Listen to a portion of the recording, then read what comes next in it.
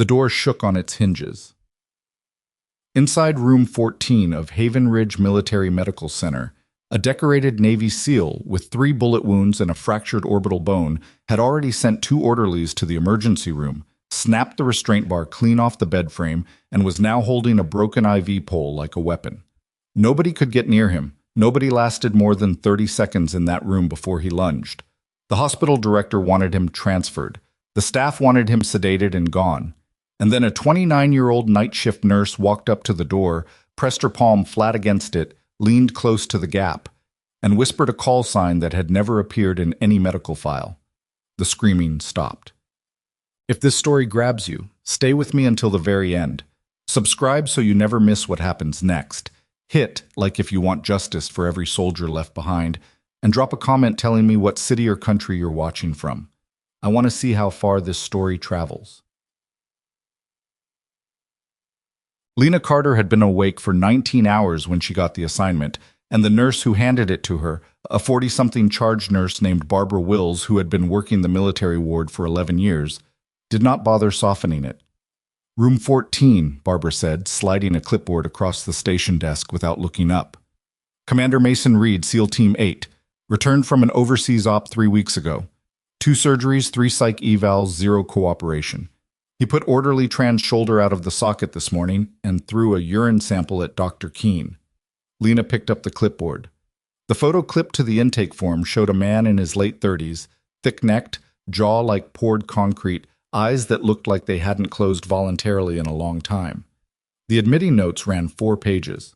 Words like combative, non-compliant, acute trauma response, potential psychotic break appeared more than once. "Why me?" Lena asked. Barbara finally looked up. "Because everyone else already said no." That was how it started. Not with fanfare, not with a formal briefing, just a clipboard and the unspoken message that this patient was a problem nobody wanted to claim. Lena had been at Havenridge 8 months, transferred from a VA clinic in Boise, where she'd spent 2 years learning that military patients were not difficult, so much as they were damaged in ways that regular medicine wasn't built to reach. She understood the difference between a patient who was being difficult and a patient who was being afraid. Most people couldn't tell them apart. She stood outside room 14 for a full minute before going in. She could hear him through the door. Not screaming, just moving, the heavy rhythmic sound of someone pacing a small space the way an animal paces a cage. She checked his chart one more time. The surgeries had been for a through-and-through GSW to the left shoulder and a secondary wound to his right side, both of which had been closed and were healing. The fractured orbital bone around his left eye socket was being managed conservatively. Physically, he was recovering. Everything else was another matter. She knocked twice, which she knew was pointless, and opened the door. He was standing at the far wall when she entered, shirtless, the hospital gown abandoned somewhere on the floor. The bandaging on his shoulder was intact, but the one on his side had been partially pulled back, and she could see the bruising around the sutured wound, deep purple and yellow, spreading across his ribcage like a continent. His left eye was swollen nearly shut, the skin around it a dark, ugly plum color. He was barefoot on the linoleum, and he was watching her the way a man watches something he's already decided is a threat. "I already told them I don't want a nurse," he said. His voice was rougher than she'd expected, not loud, but dense, like gravel compressed under pressure. "I heard that," Lena said. She didn't move toward him. She set the clipboard on the supply cart just inside the door and stayed where she was. "I'm not here to do anything you don't agree to. I just need to check your dressings and take a blood pressure reading. That's it. Get out." "I will," she said, "after the BP reading." His jaw tightened. "Lady, I have thrown people out of this room. Actual large people." "I heard that too." She pulled the blood pressure cuff from the cart and held it up so he could see it. Just the cuff. No sudden movements. "You're in a lot of pain. Not from the wounds. Those are healing fine. I mean, the other kind. The kind that doesn't show up on imaging." Something shifted in his face. Not softness, more like a door being shut harder because it had almost opened. "You have no idea what kind of pain I'm in," he said. "No," she agreed. "I don't. But I know you're not sleeping. I know you're not eating. And I know that whatever you're watching for every time someone walks through that door, you haven't found it yet. or you'd have stopped looking. She paused. Which means you're still waiting for something, or someone. The silence stretched. He stared at her. She didn't look away, but she didn't push either, just stood there, cuff in hand, waiting. 5 minutes, he finally said. 5 minutes, she agreed. She crossed the room slowly, pulled a chair to a reasonable distance, and sat so she wasn't towering over him while he was near the wall. He watched every movement. When she reached toward his arm with the cuff, his whole body went rigid, and she stopped, gave it 3 seconds, then continued. Slow, deliberate, no surprises. His blood pressure was 158/96. Too high, but not as bad as she'd expected for a man who looked like he was running a constant internal combat operation. She wrote it down. She noted the dressing situation without touching it and told him she'd need to replace the side bandage within the next few hours, or it risked getting infected. He said nothing. She stood, collected the cuff, and moved back toward the door. Same time tomorrow? She said. He didn't answer. She came back the next morning. By day 3, he let her replace the dressing without tensing quite as hard. By day 4, he'd stopped standing at the far wall when she entered and had started sitting on the bed instead, which was progress of a very specific kind. It meant he'd decided she wasn't worth the energy of a defensive posture. That was fine.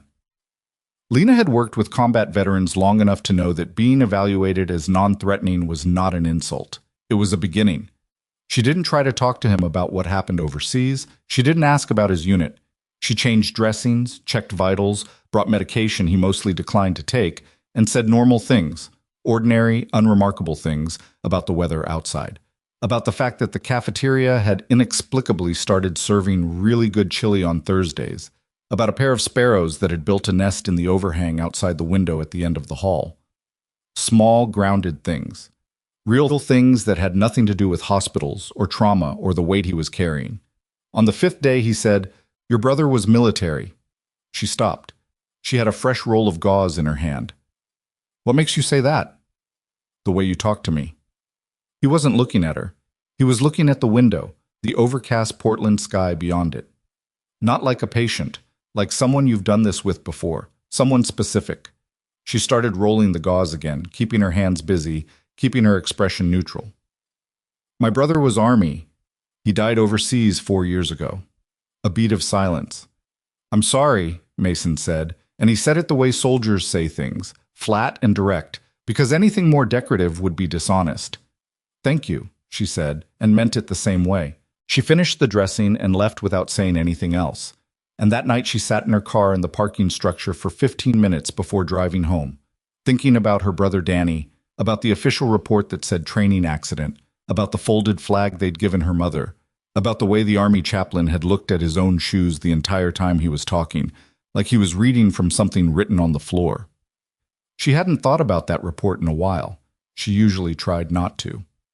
The meeting was called for 9 in the morning on a Tuesday, and Lena knew from the way Barbara told her about it, carefully, with that particular tone that meant, "This isn't my idea, and I want you to know that it wasn't going to be good." Dr. Victor Hale ran Havenridge's Military Medical Division with the authority of a man who had never once questioned whether his instincts might be wrong. He was 61, silver-haired, with the kind of straight-backed posture that came from decades of reminding himself to project confidence, and he had very specific ideas about what a military medical facility was and wasn't equipped to handle.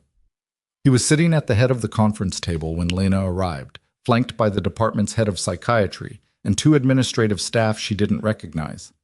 "Nurse Carter," he said, gesturing to a chair that had been placed slightly apart from the main table in a way that was almost certainly not accidental. "Thank you for coming. We wanted to loop you in on the decision we've made regarding Commander Reed." "What decision?" she said. "We're transferring him." Hale set his hands flat on the table. "Effective Thursday. There's a secure psychiatric facility in Tacoma, with staff better equipped to manage patients with his level of behavioral dysregulation. Havenridge is not that facility." "He's not psychiatrically dysregulated," Lena said. "He's hypervigilant. That's a trauma response, not a psychiatric break." "He broke an orderly's shoulder." "Because the orderly grabbed him from behind without warning. If you review the incident report—" "I have reviewed it," Hale said, and his voice went the way it went when he was done being patient, which was a specific register Lena had learned to recognize in her 8 months here. My concern is not only with the incidents. My concern is that you have developed what appears to be an inappropriate level of personal investment in this patient, and it is affecting your clinical judgment. The room was very quiet. Lena looked at him. My clinical judgment, she said, is that transferring a patient who is physically recovering from serious wounds to a psychiatric facility without a complete psychological workup because he's difficult to manage is not a medical decision. It's an administrative one. Hale's expression didn't change. You're not wrong that it's partly administrative. That's my job. And my job tells me that keeping him here is a liability Havenridge cannot afford. He glanced at the papers in front of him. You're a good nurse, Lena. You have real instincts. But instinct is an assessment, and caring about a patient doesn't mean you understand what he needs. She left the meeting. She walked directly to the elevator, pressed the button for the 3rd floor, and stood in the elevator breathing through her nose until the doors opened, because she was not going to let Victor Hale see her upset. That was non-negotiable. She had until Thursday. That night she pulled the double shift, partly because they were short-staffed, partly because she wanted to be there. The ward quieted after 10, the long institutional hush of a hospital at night, distant monitors, soft footsteps, the occasional murmur of night staff at the station. Lena made her rounds. At 11:15, she came to room 14. The light was on. Mason was sitting on the bed, not lying down, staring at nothing. He looked like a man fighting off sleep by sheer force of will, which was probably not far from the truth. She knocked and pushed the door open. "Dressing check," she said. He nodded, didn't speak. She sat up at the bedside, started removing the outer layer of bandaging on his side. He lifted his arm to give her access, and when he did, the sleeve of the hospital gown shifted up, and she saw it. She almost missed it. The lighting in the room wasn't great, and the tattoo was old, faded, the lines slightly blurred by years and sun, and probably salt water. It was on the inside of his left forearm, above the wrist, a unit emblem she'd seen before, a stylized wolf's head with crossed rifles beneath it, surrounded by a ring of text too small to read clearly. She leaned in without thinking. The text around the wolf's head was a Latin phrase she didn't know, but below it, incorporated into the design in a way that you'd miss if you weren't looking, was a set of letters. Not a word, a designation. A field identifier that she had seen exactly once before, on a piece of paper her brother had mailed home from a forward operating base. The paper she'd kept in the back of a desk drawer for 4 years because she couldn't throw it away. NW7 Actual. Her hands went still. "Where did you serve?" she said. Her voice came out more carefully than she intended. Mason looked at her. "Why?" "The tattoo." She kept her eyes on it. Her chest had gone tight in a way she didn't entirely understand yet. "The unit marker, NW7. A long pause. In the pause, something changed in him. She could feel it the way you feel a change in air pressure before a storm. "That's a restricted designation," he said. "How do you know what that is?" "My brother." She raised her eyes to his. "Daniel Carter. He was attached to a joint task force, Army Ranger, embedded with a Naval Special Warfare Unit. He sent me a letter once. Used that designation." Mason Reed went very still. Not the watchful stillness of a man ready to fight. Something else. Something she didn't have a clinical term for because it wasn't in any manual. It was the stillness of a person who has just had the ground shift under them in a way they did not plan for. "Daniel Carter," he said, just the name, like he was checking it against something. "He died 4 years ago," she said. "Training accident. That's what they told us." The monitors beeped. Down the hall, a door opened and closed. Lena sat with the half-removed bandaging in her hands and watched Mason Reed look at the floor for a long time. "Daniel Carter didn't die in a training accident," he said. The words landed in the room like something dropped from a height. "What?" she said. He looked up at her. His one good eye, the one the orbital fracture hadn't swollen shut, was clear. Clearer than she'd seen it in 8 days. The hypervigilance was still there, but underneath it, finally, something else was surfacing. A man who had been holding something for a very long time and had just found, against every expectation, someone he might be able to give it to. "Your brother was the best soldier I ever served with," Mason said. "And what happened to him, what they said happened to him, is a lie." Lena set the bandaging down on the tray. Her hands were steady. She was distantly impressed with herself for that. "Tell me," she said. He shook his head, not refusing, the movement of someone deciding how to begin something that doesn't have a clean starting point. "I can't tell you everything here. Not in this room. Not with—" He glanced at the door, checked the window. The reflexive, constant threat assessment that never stopped. "There are people who don't want this story told. Some of them are not far from here." "What does that mean?" she said. "Not far from here." "It means I didn't end up in this hospital by accident," he said. "I didn't end up in this city by accident. I was moved here. I was supposed to be manageable, sedated, evaluated, transferred somewhere secure, somewhere my medical files would disappear into a system and nobody would ever think to look for what I actually know." His jaw tightened. The violent patient routine was not entirely honest of me. Lena stared at him. "You staged it," she said. "I performed it," he said. There's a difference. The pain is real. The injuries are real. But the throwing things, the fighting. I needed them not to be able to get close to me. I needed them afraid of what I'd do if they touched me, because if they sedated me properly." He stopped. "There are things I can't afford to not be conscious for." "Why didn't you tell anyone? Who?" He looked at her with an expression that was not quite patience and not quite exhaustion. "Tell who? The hospital director who keeps calling my CO? The psych team that wants to put me on a 72-hour hold? The orderlies?" He paused. "I've been in this room for 3 weeks trying to figure out if there's anyone in this building I can trust. And then you walked in and said my teammate's name. So I'm trusting you. That's a calculation I'm making right now, in real time, and I want you to understand that I don't make it lightly." Lena was quiet for a moment. "Dr. Hale is transferring you Thursday," she said. Mason's expression didn't change. "I know. You know. Night shift nurse who comes in on Tuesdays told me. She didn't mean to, she assumed I knew and said something about Tacoma." He paused. "I have 2 days. 2 days to do what?" "To get the evidence out of this building." He held her gaze. "Because I brought it with me. There's a memory device. It's small enough that it made it through 3 different intake searches without being found. Because nobody was looking for it in the right place, and because I've had better training than the people searching me." The corner of his mouth moved in something that might have been grim humor. "It contains everything: intercepted communications, financial transfers, photographs, the name of every official involved in what happened to your brother's unit, and the name of the company that sold the weapons that were used to make it look like an accident, the hum of the ward's HVAC system, the distant sound of a monitor somewhere, steady and patient." "Where is it?" Lena said. "Somewhere safe." He looked at her. "Somewhere I'm going to need help reaching." Her mind was running calculations she hadn't been taught in nursing school. Threat assessment of a different kind, trust calculations, the math of a situation that had just turned into something she didn't entirely have a map for. She thought about the meeting with Hale that morning. She thought about the chaplain who'd read his words from the floor. She thought about her mother, who still kept Danny's service photo on the mantle and cried every November. "Tell me what you need," Lena said. Mason Reed looked at her for a long moment. Looked at her the way you look at someone you're deciding to let into something dangerous. Not with warmth, exactly, but with the specific recognition of a person who has been alone with something heavy for too long and has finally, reluctantly, chosen to set part of it down. "I need you to come back tomorrow night," he said. "Not on your official rounds. After shift. I need to show you something, and I need you to be able to deny you were ever here." "I can do that," she said.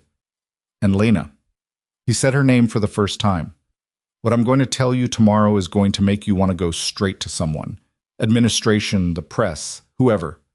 Don't. Not yet.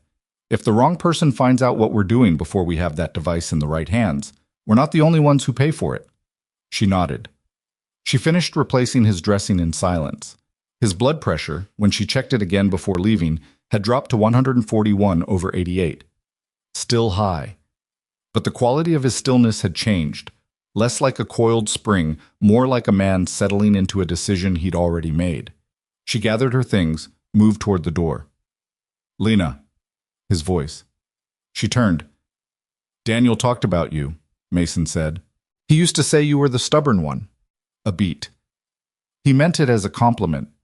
She left without answering, because there was nothing she could say to that in the middle of a hospital corridor at 11:30 at night, that wouldn't make her cry, and she was not doing that here.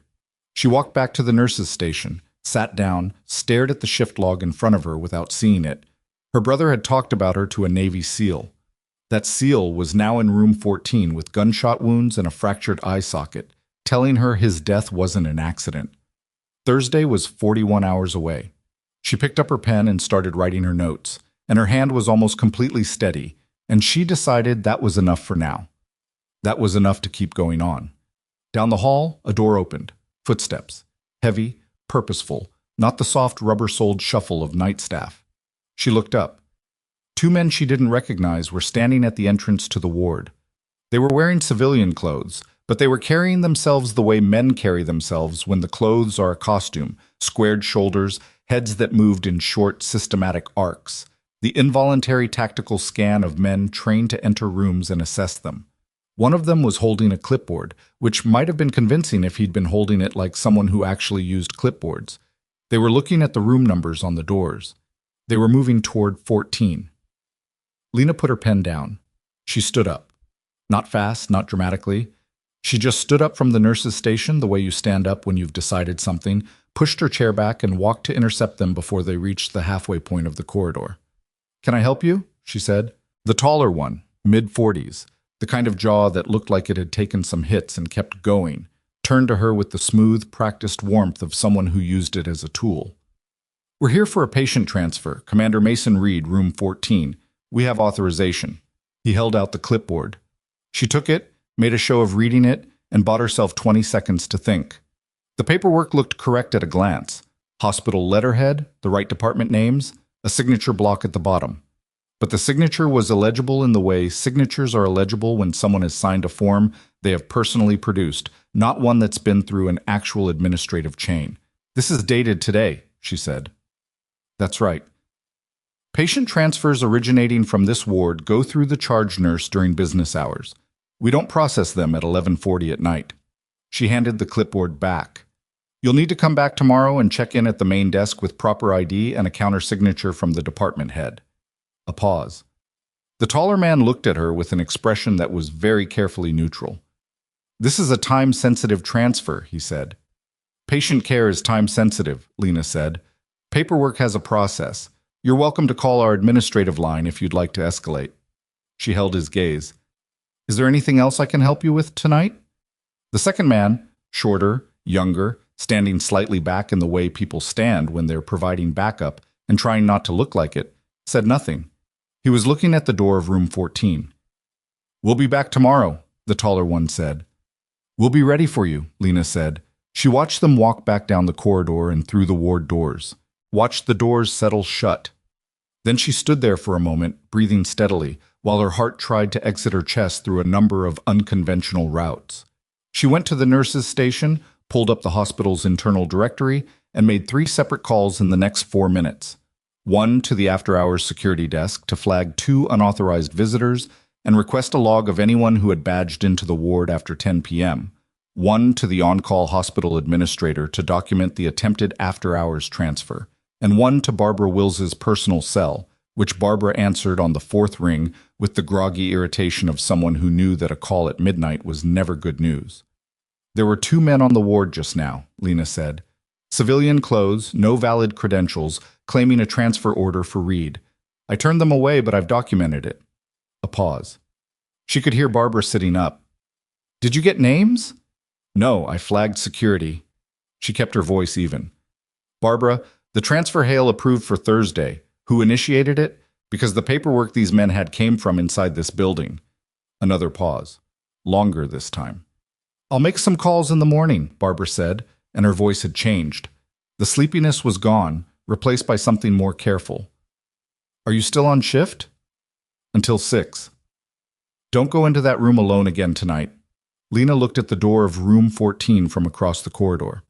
"Okay," she said, which was not quite a promise. She sat back down at the station. She opened Mason's file and stared at it without reading it for a while. Then she picked up her pen, finished her shift notes, and spent the next 5 hours doing everything she normally did: rounds, vitals, medication checks, documentation.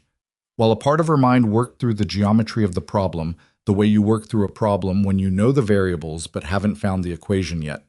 Two men. No real credentials. A transfer order that existed on paper but hadn't moved through any channel she recognized. The hospital director who kept calling Mason CO.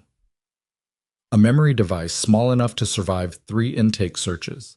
Her brother's name on the inside of a dead man's arm. Except Mason Reed wasn't dead. By the time her shift ended and the pale gray Portland morning started showing through the corridor windows, she had made a decision that she hadn't entirely made consciously. More like she'd noticed it was already made, the way you sometimes notice a decision has settled without you choosing it deliberately. She was going to find out what was on that device. She slept 4 hours and came back. She wasn't scheduled. She'd pulled the double, gone home, and returned on her own time, which was the kind of thing that would look strange in a log if anyone was checking logs. But she'd been here enough off hours that the day shift staff didn't blink. She changed into scrubs, checked in at the station, and took the elevator to the 3rd floor. Barbara was already there, standing in the corridor outside a supply room with her arms crossed, and the particular expression she used when she was managing something she didn't fully understand. She saw Lena and pulled her inside the supply room and shut the door. "The transfer order," Barbara said without preamble. "I called the administrator this morning. Nobody in this building generated it. It came from outside. Well, forged letterhead, forged signature. Whoever those men were last night, they weren't authorized by anyone in this hospital." Lena absorbed that. "Did you tell Hale?" "Hale knows." Barbara paused. "He wasn't as surprised as I would have expected." The supply room smelled like antiseptic and cardboard. Somewhere outside the door, a cart rolled past. Lena thought about the way Hale had sat at that conference table with his hands flat on the surface, calm and certain in a way she'd attributed to arrogance and was now reconsidering. "Who is Hale calling when he calls Mason CO?" she said. "I don't know." "Can you find out?" Barbara looked at her for a moment. She was the kind of woman who had lasted 11 years in a military medical ward by being good at reading situations, and she was reading this one now. Reading Lena, reading what Lena wasn't saying, adding it to what she already knew, and arriving somewhere that shifted her expression into something more guarded. "What's in that room, Lena?" she said. "A patient," Lena said. "A patient that someone is trying to get to." Barbara studied her for 3 more seconds. "I'll see what I can find out about Hale's calls," she said, "and I'll flag the security desk to keep those ward entrance logs. But I want you to understand that I'm doing that for the patient, not for whatever else is happening here that you're not telling me." "Understood," Lena said, "and I mean it about not going in there alone." "I heard you," Lena said, which was still not quite a promise. Mason was awake when she came in. He was sitting in the chair by the window this time. A change. The first time she'd seen him voluntarily move away from the wall-adjacent position he'd occupied since the day she arrived. The Portland sky outside was the pale, washed-out gray of a winter morning, and the light it cast made the bruising around his eye look worse than it was. He had a cup of water on the windowsill that he hadn't drunk, and a breakfast tray on the table that he hadn't touched. "You turned away the transfer team last night," he said. "News travels," she said. "Ward staff talk. I'm not unconscious. I just look like it." He watched her set her bag down. "You could have let them take me. Would have been easier." "Would have been easier for who?" she said. He didn't answer that. She checked his dressing, found it intact, checked his eye. The swelling was coming down marginally, which was something. His blood pressure was better than yesterday, which surprised her until she realized that the decision-making process had the same physiological effect as surrender. He'd been carrying the weight of isolation and hypervigilance for weeks, and last night something had shifted enough to give his body a few degrees of rest. "They'll come back," he said. "I know. The paperwork will be better the next time, and the time after that." He was quiet for a moment. "There's a limit to how many times you can turn them away before it stops being about paperwork." "I know that too," she said. He looked at her, really looked at her. The assessing, specific attention of someone who is weighing something. "I need to show you where the device is," he said, "and I need you to get it out of this room before Thursday." "Where is it?" "In the room." He glanced toward the small built-in storage unit on the wall, the type that held spare linens and personal items in military wardrooms, with a mechanical combination lock built into the lower compartment that no one had apparently thought to search beyond the standard intake inventory. Lower left compartment. Combination is 4 digits, same as the last 4 of Daniel's service number. You know that number? She went still for a moment. He had it on a bracelet after he died. Our mother still wears it. She pulled out her phone, opened her contacts, found the note she'd saved there 4 years ago when she'd had the bracelet engraved. Read out the last 4 digits. Mason nodded. That's it. She crossed to the storage unit. The lock was small, the kind of detail that blended into the room's standard furnishings. She entered the combination, had to try it twice because her fingers were slightly unsteady in a way she chose not to examine, and the compartment opened. Inside, beneath a folded spare blanket, was a piece of medical equipment that belonged in the room. She almost closed the compartment without registering it, and then she understood. The device was inside the equipment, not attached to it, integrated into the casing. A replacement casing, she realized, a 3D printed shell that matched the hospital's standard monitoring equipment in color and shape, but was slightly heavier than it should have been. Pull the back panel, Mason said, the one that looks like a battery cover. She did. And there it was. A flat drive, smaller than a matchbook, matte black, sealed in a thin layer of waterproof coating. She held it up. How long have you had this? She said. Since the night before we were extracted from the field, he said. The man who gave it to me didn't make it out. 3 others didn't either. That's 4 operators who are dead, and the official record says they died in a training accident in a region where we weren't officially operating. His jaw was tight. There's nothing accidental about it. Lena closed her fingers around the drive. It was warm from the enclosed space and small enough that she could conceal it completely in her palm. She thought about weight, about the way some things that are physically tiny can be the heaviest things you ever carry. I need to get this to a federal contact, Mason said. Not military. Military has already been compromised. There's an agent, Defense Intelligence, out of the Seattle field office. Her name is Marlowe. Agent Petra Marlowe. She's been building a case on Black Ridge Tactical Solutions for 18 months, and she's been working it without telling anyone in the DoD's procurement chain because that's where the corruption is. If you can get to her with this before Thursday, how do I reach her? He recited a phone number from memory. Tell her Reed sent you. Tell her the wolf is in the den. She'll know what that means. Lena pocketed the drive. The weight of it in her scrubs pocket was both nothing and enormous. She turned back to him. What happens to you if I get this out? If Marlowe gets it before Thursday, she can move to secure me through federal channels. That takes the hospital transfer off the table. You can't transfer a federal witness. He said it matter-of-factly, the way he said most things. If she doesn't get it in time, I go to Tacoma, and whatever's on that drive ends up being very difficult to act on because I'll be unreachable, and the chain of custody is broken. So everything depends on me making a phone call. Everything is dependent on a lot of things that seem too small, he said. That's how it usually works. She nodded. She moved toward the door, then stopped. Something had been sitting in the back of her mind since last night, a splinter of detail that she hadn't pulled out and looked at yet. Mason, she said, you said they moved you here, to Portland, that you didn't end up here by accident. She turned to look at him. Someone moved you to this specific hospital. Who made that call? He looked at her for a moment without speaking. That's a question I've been trying to answer, he said, since the day I arrived. She made the call from her car in the hospital parking structure, sitting in the second level where the concrete columns gave her a partial line of sight to the entrance and she could see anyone approaching on foot. She used her personal cell, not the hospital line. She dialed the number Mason had given her. It rang 4 times. She was starting to compose what she was going to say to voicemail when the line picked up. Yes. A woman's voice. No greeting, no name. Just that one flat syllable. I'm looking for Agent Marlowe, Lena said. I was told to say, Reed sent me. The wolf is in the den. A silence. Not the silence of someone processing unfamiliar information. The silence of someone who was already moving, already recalibrating. Where are you? Marlowe said. Portland.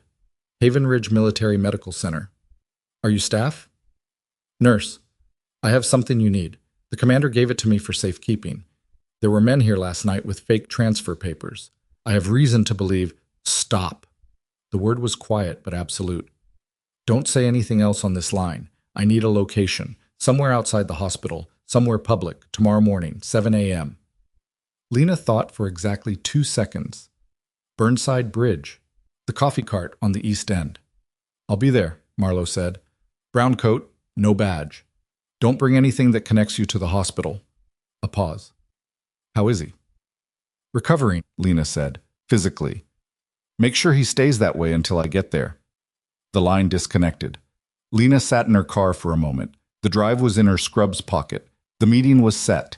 She had 17 hours to not do anything wrong. She drove home, ate something she couldn't taste, and sat at her kitchen table with her brother's photograph and tried to remember the last real conversation she'd had with him. Not the ones she'd reconstructed afterward, not the versions that had grown smoother and more meaningful in the retelling, but the actual last call, which had been about nothing particularly important. Him complaining about the food, her complaining about a difficult patient, neither of them saying anything significant because they'd both assumed there would be more calls. She put the photograph face down. She couldn't afford to do that tonight. She slept badly, in the way you sleep when your mind is running a background process. It won't tell you about waking twice to check that the drive was still where she'd put it and that her alarm was still set. At 6:15, she was up, dressed, and out the door before she'd finished her coffee. The Burnside Bridge in the early morning was the kind of cold that lived in the bones rather than on the skin. Wet Portland cold, the air off the river carrying it. The coffee cart was already open, a man in a green apron running it with the automatic efficiency of someone who'd been here since 5. Lena ordered something and stood where she could see the east approach. At 7:03, a woman in a brown coat came around the corner of the bridge ramp. Mid-40s, dark hair pulled back without ceremony, carrying a paper coffee cup that she clearly hadn't bought at this cart. She walked at the pace of someone who was not in a hurry because being in a hurry was a form of visibility she'd trained out of herself. She stopped 2 feet from Lena. "Nurse Carter," she said. Not a question. "Agent Marlowe." Marlowe looked at her, the quick, comprehensive look of someone doing an assessment, and then looked past her in both directions. "Do you have it?" Lena reached into her coat pocket, closed her fingers around the drive, and held it between them, low, blocked from the sight lines above by the angle of their bodies. Marlowe palmed it without looking down. A movement so practiced it barely registered as a movement. "What's on it?" Lena said. Not a question either. "If it's what Reed said it was," Marlowe said, "it's the complete operational record of a weapons diversion scheme running through Black Ridge Tactical Solutions. Contracts modified post-award. Equipment rerouted to non-authorized buyers. The money goes up the chain to 3 officials in the DoD Procurement Office and 1 in Naval Special Warfare Command." She paused. "The mission your brother was part of. The unit was getting close to the supply line by accident. They intercepted a communication they weren't supposed to see. The decision to neutralize the threat was made within 48 hours. Lena's coffee cup was warm in her hands. She held it and breathed and didn't let herself feel the full weight of what she'd just heard, because she couldn't afford to feel it right now. "The 4 operators," she said. "Mason's team. 3 of Reed's team and 1 ranger attached to the unit. The records were altered. The extraction report was modified. The men who signed off on the accident classification are still employed. One of them was my brother." "I know who your brother was," Marlowe said, and her voice shifted. Not soft exactly, but less clipped. "I'm sorry. I've been building this case for a long time, and your brother's name has been in it for a long time, and I'm sorry." A barge moved under the bridge. The river was high and the color of pewter. "What happens now?" Lena said.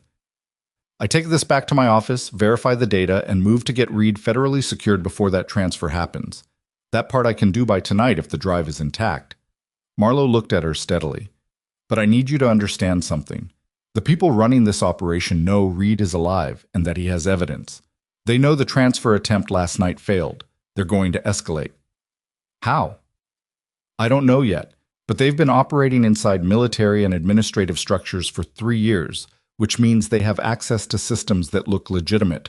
The transfer order that was forged last night, they'll improve it, and they'll try again before we can formally secure Reed."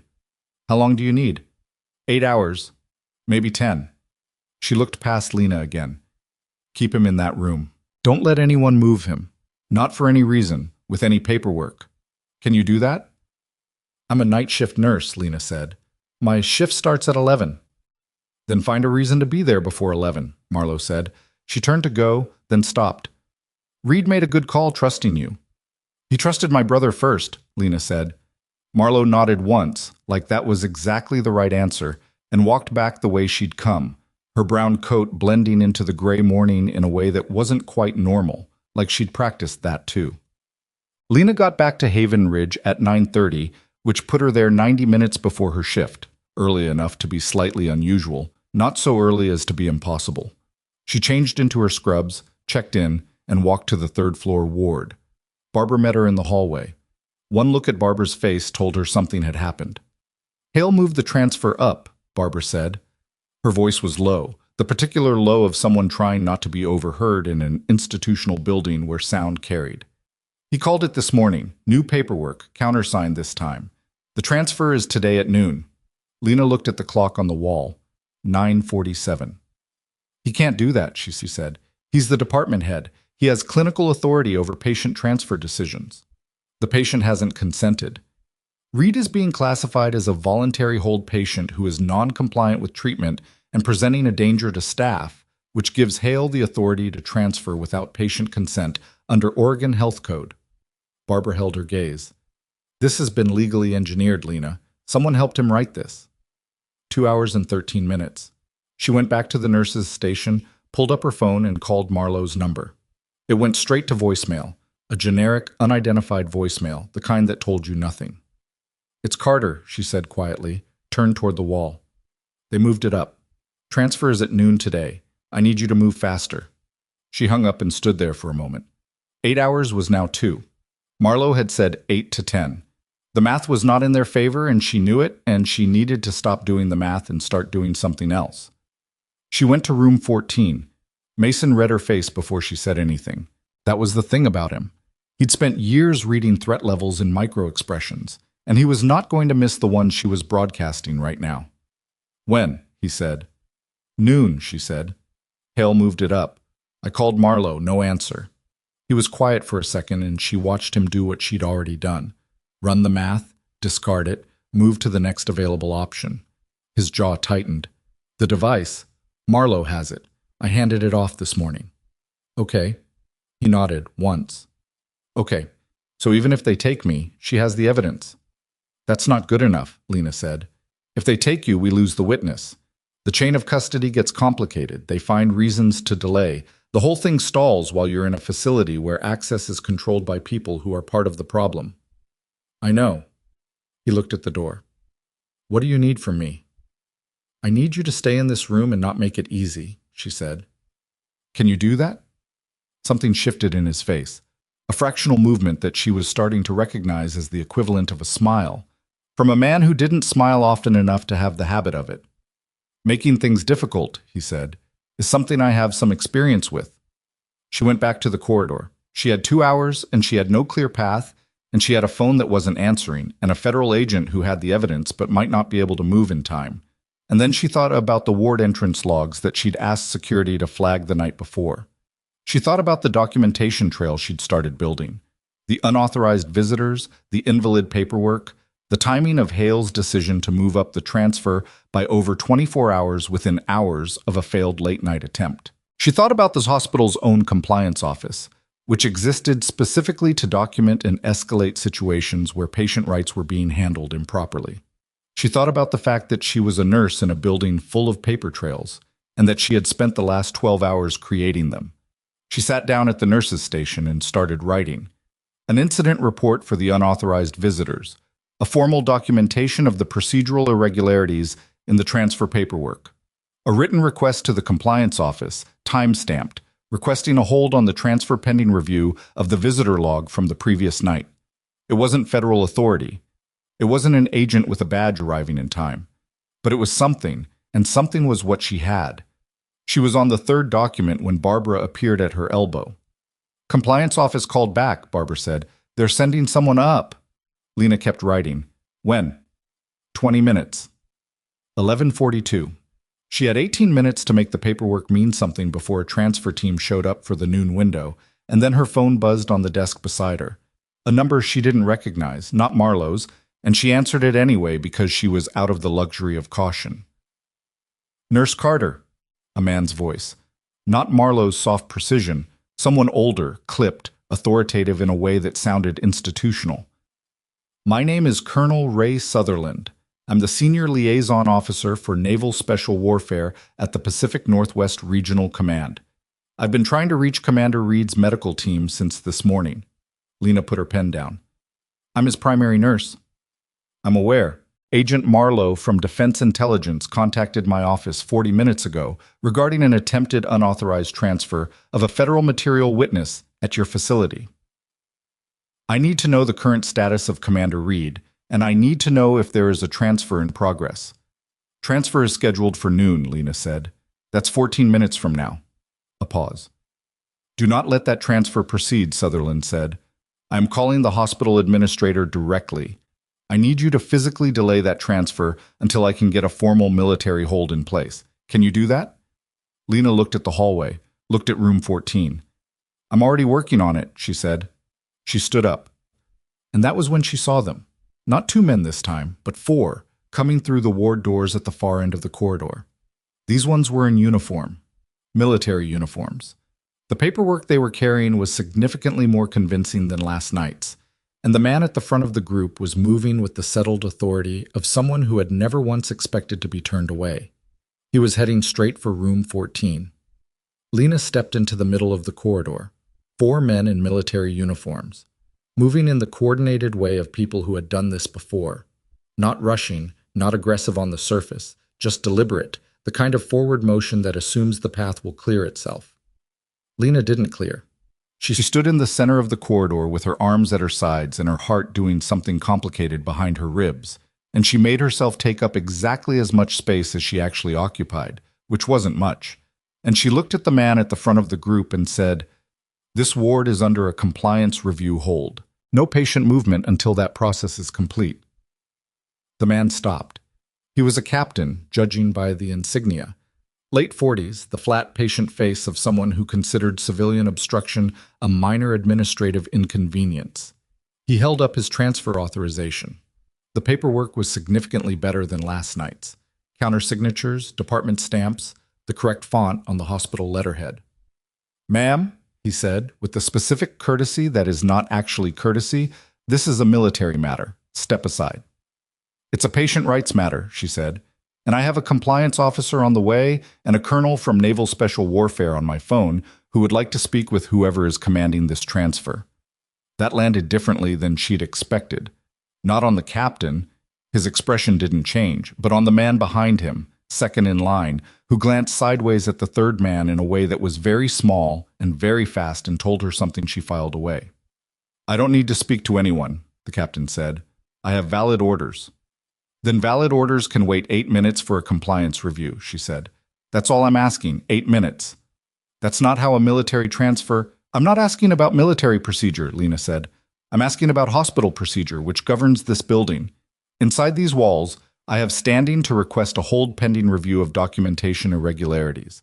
I filed that request in writing, time-stamped, 20 minutes ago." She looked at him steadily.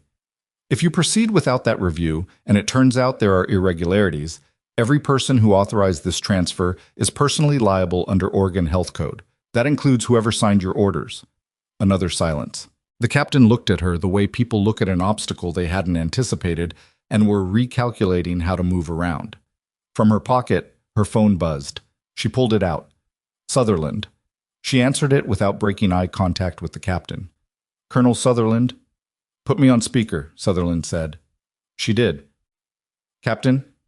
Sutherland's voice came through the phone's speaker, flat and carrying. "Identify yourself." A pause. The captain's jaw tightened. "Captain Dale Oro, sir, Pacific Northwest Military Liaison." "Captain Oro, this is Colonel Ray Sutherland, NSWC Pacific. The transfer you are attempting to execute is currently under a federal hold pending a defense intelligence review. You are to stand down and maintain position until further notice. Do you understand?" The corridor was very quiet. "Sir," Oro said carefully, your orders are superseded. Stand down, Captain." Oro looked at the phone in Lena's hand, looked at his men. Something moved across his face. Not fear exactly, but the recalibration of a man who had just realized the situation had more dimensions than his briefing had covered. He took one step back. His men followed. "We'll wait," he said to Lena. The courtesy in his voice had a different texture now. She lowered the phone, kept it in her hand. "Compliance officer will be here in a few minutes," she said. "You're welcome to wait at the end of the corridor." They moved. Not far, but far enough. Lena turned and walked to room 14 and let herself in without knocking. Mason was on his feet. He had somehow gotten his hospital gown replaced with actual clothes, gray sweatpants, and a white t-shirt that looked like they'd come from a patient belongings bag. And he was standing at the window with the posture of a man who had heard everything through the door and was running his own calculations about what came next. "Sutherland," he said, "you reached him." "Marlowe reached him. He called me." She kept her voice low. "We have some time. I don't know how much." He turned from the window. "Oro is not who he says he is." She looked at him. "The captain." "Dale Oro, I know that name. He was attached to a logistics oversight unit, civilian contractor liaison. He shouldn't be in uniform, and he shouldn't have military transfer authority." Mason's expression was focused in the way it got when he was pulling from operational memory, sorting information by relevance. "If he's here in uniform with paperwork that passed your compliance check, then someone inside the chain helped him build that cover. Someone with access to military personnel records." "Blackridge," Lena said. "Someone connected to them. They've had 3 years to build infrastructure inside the system. Oro showing up in uniform with real-looking paperwork is exactly what that infrastructure is for." He paused. "Sutherland, standing him down, just told them that federal awareness is wider than they thought. They're going to move faster now." "How much faster?" He looked at her. "They're not going to wait for a compliance review." She turned back toward the door. Through the narrow glass panel, she could see the end of the corridor. Oro and his men, still waiting, but the formation had changed slightly. One of them had stepped away, his back to the others, and she could see his arm moving in the specific way of someone on a phone call they didn't want heard. "I need to trigger the hospital alert," she said. Mason was quiet for a second. "That brings everyone here." "That's the point," she said. "If this corridor is full of hospital security and staff, they can't move you without creating an incident that gets documented in real time by 20 witnesses. And if Sutherland's hold doesn't stick, if whoever Oro called has more authority than Sutherland, then at least it's all on record," she said, "every second of it." He looked at her for a moment, that specific look she'd come to recognize as the moment when he stopped assessing and started committing. "Do it," he said. She went to the hallway. The emergency alert panel was 17 steps from room 14, a red station mounted at shoulder height with a key-covered switch and a direct trigger beneath it. The trigger was for genuine medical emergencies. Using it for anything else was a fireable offense and a potential legal liability, and she was entirely aware of both of those things as she walked toward it. She pulled it. The alarm wasn't loud in the way building fire alarms are loud. It was a specific tone, lower, pulsing, the sound the ward made when a patient was in acute distress and all available personnel were needed immediately. Within 45 seconds, 4 nurses appeared from adjacent rooms and the monitoring station. Within 90, a security officer came through the ward doors. Within 2 minutes, the on-call physician had been paged, and 2 additional security staff were in the corridor. Oro and his men had not moved, but they were surrounded now by the institutional machinery of a hospital responding to an emergency, and moving a patient through that machinery without proper clearance had just become significantly more complicated. Lena was at the nurses' station when Barbara arrived, reading her face with the experience of someone who had seen her make hard calls before and was figuring out the parameters of this one. "What's the emergency?" Barbara said.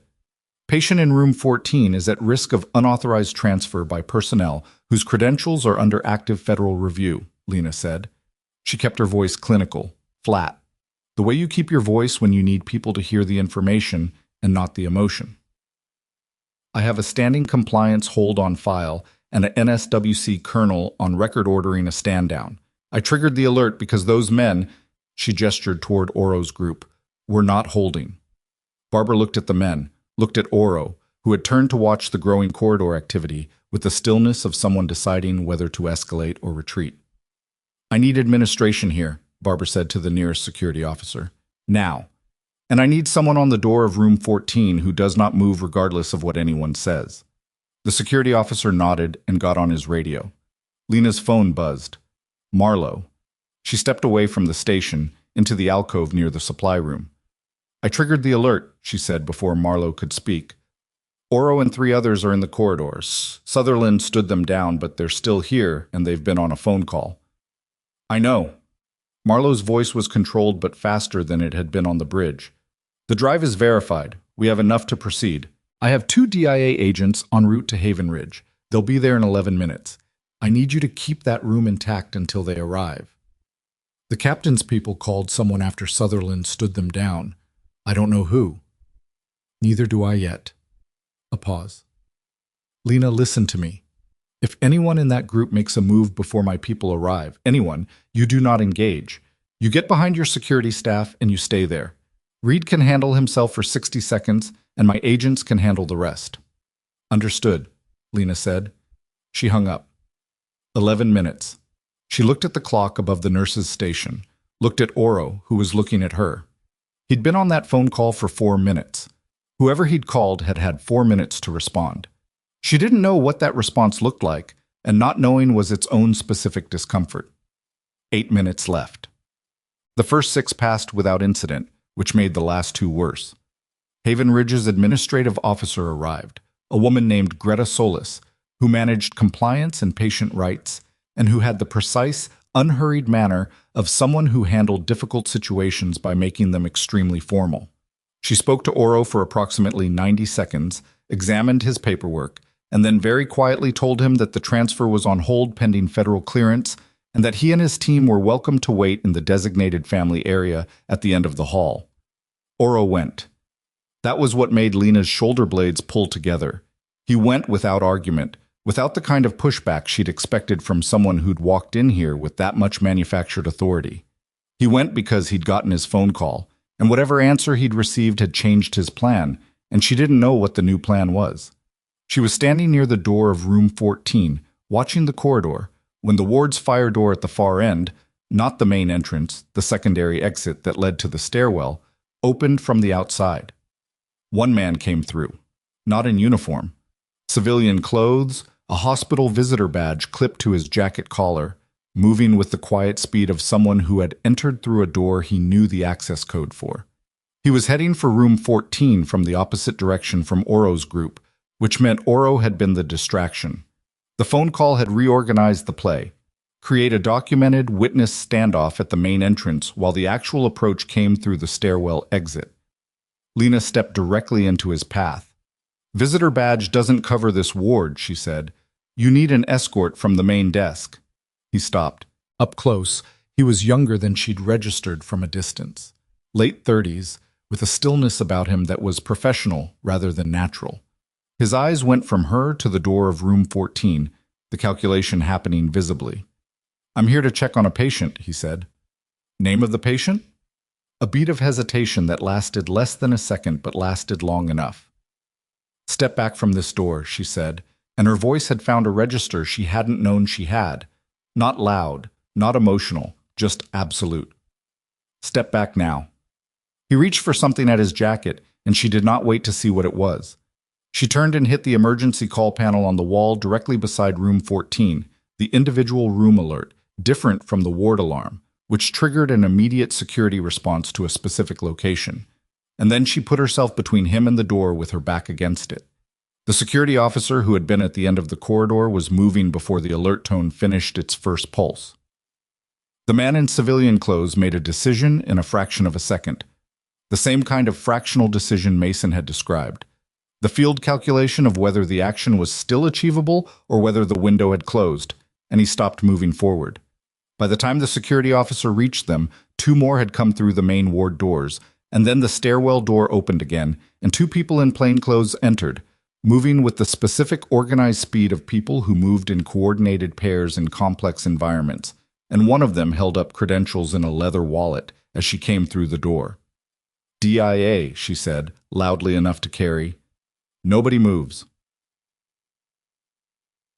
The next 20 minutes were the most procedurally dense of Lena's professional life. The DIA agents, a woman named Reyes and a man named Falco, who spoke about 4 words total, moved through the corridor with the systematic efficiency of people who had rehearsed for environments exactly like this one. They took Oro and his men into a contained area. They took the civilian clothes man who had stopped resisting the moment Reyes showed credentials, the way people stop resisting when they realize the math has changed permanently, into a separate space. They coordinated with Sutherland's office by phone. They established a formal federal presence in the building in a way that made the hospital's administrative machinery visibly relax, because institutional structures respond to other institutional structures in ways they don't respond to a single nurse in scrubs standing in a corridor. Lena stood outside room 14 and let it happen.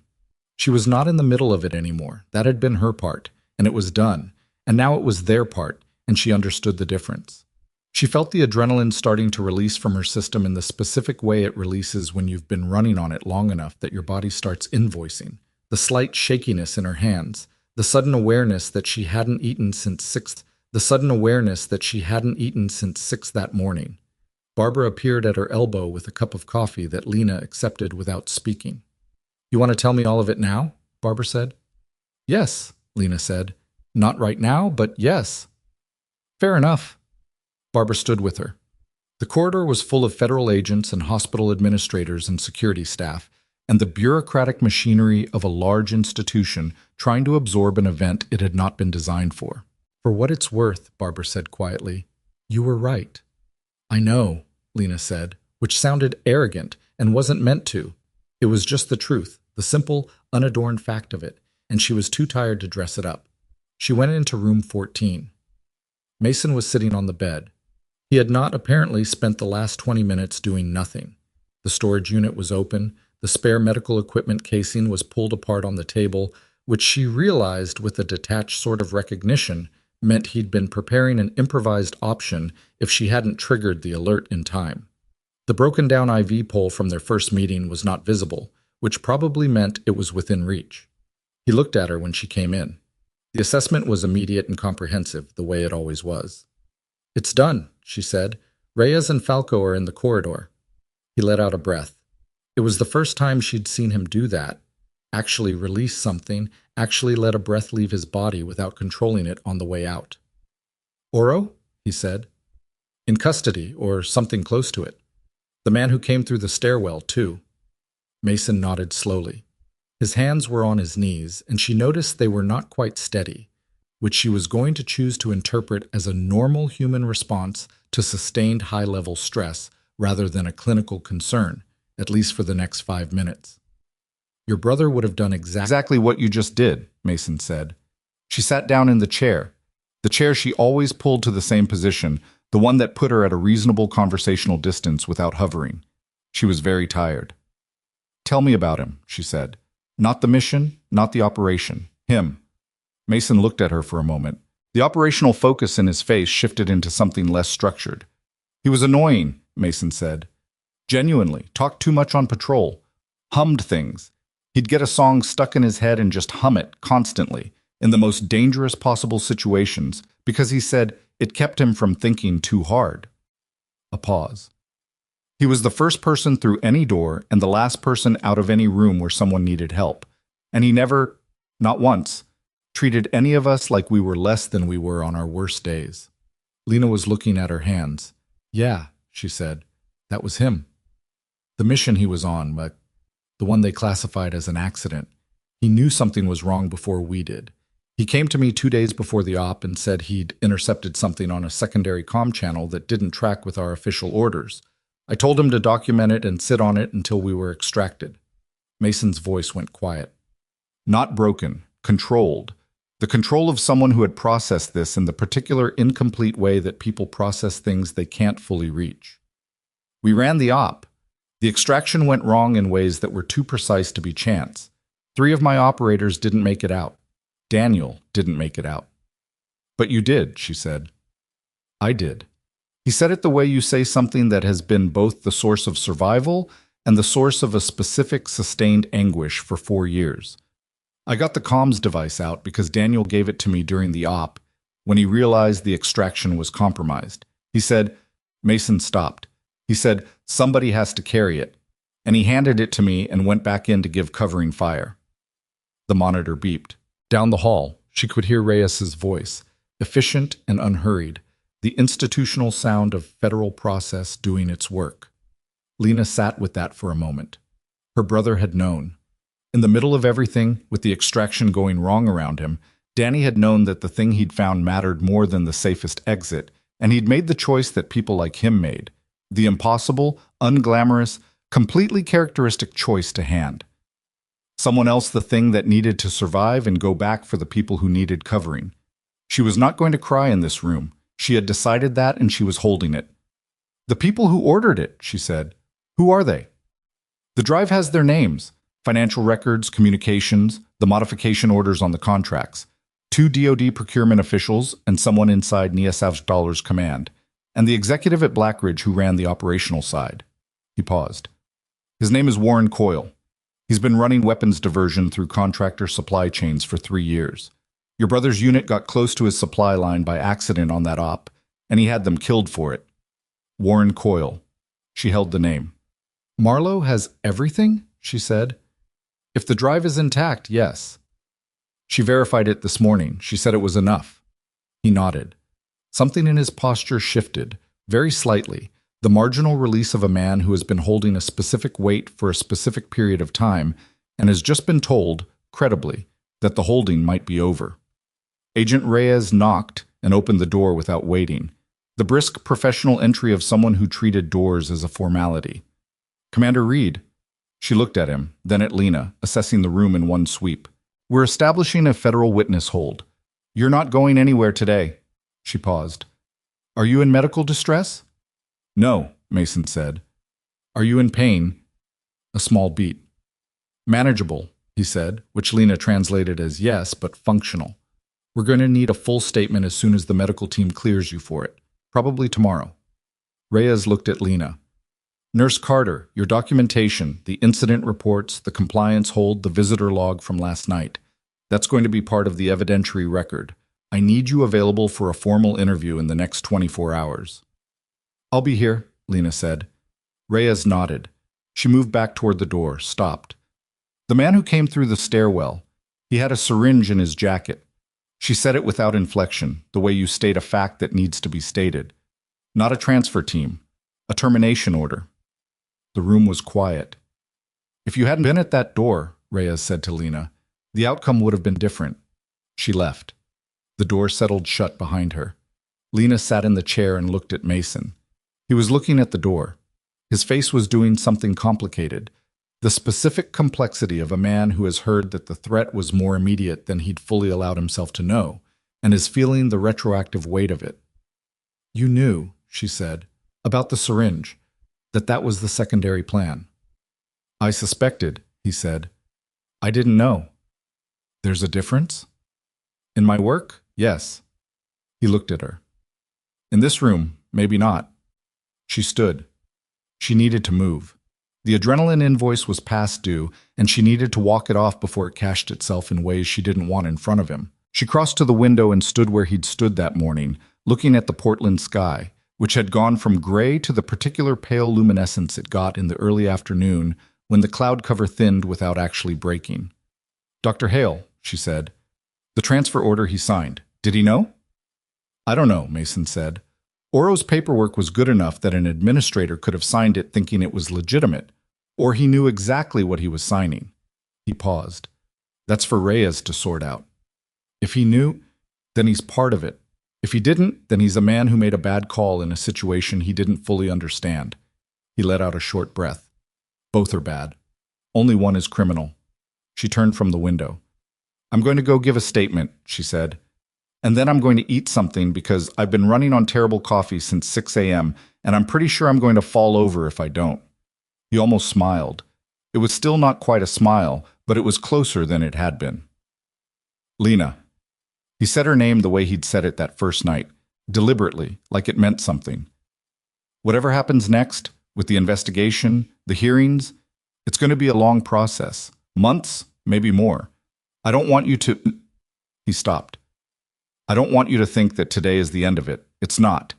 And the people who ran this operation have lawyers and time and resources. I know, she said. It's going to get harder before it gets easier.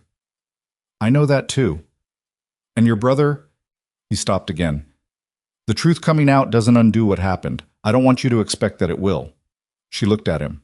She understood what he was doing, the operational honesty, the refusal to dress up the reality of what came next in something more comfortable. She'd spent 8 months learning that military patients communicated care through accuracy rather than comfort, and she recognized it. I know what it undoes and what it doesn't, she said. I've had 4 years to think about that. She picked up her bag. Get some rest. Actual rest, not surveillance posture. She was at the door when she heard him shift on the bed. Not a sound of distress, just movement. The first genuinely voluntary movement she'd heard from him. The sound of a man adjusting his position because he'd chosen to, not because he was ready to fight. She went out into the corridor. Reyes was at the nurse's station, her phone at her ear, her expression the same unreadable efficiency it had been since she arrived. Barbara was at the station beside her, working through documentation with the thoroughness of someone creating a paper trail she intended to be complete. The ward looked like itself again. The alarm had been cleared. The extra security had settled into position rather than active response. The federal presence was visible but not chaotic. Lena was walking toward Reyes when her phone buzzed. An unknown number, different from Sutherland's, different from Marlowe's. She answered it. Nurse Carter. A man's voice. Unhurried. The particular unhurriedness of someone who had decided he had nothing to lose by being unhurried. You've had a busy morning. She stopped walking. Something about the voice.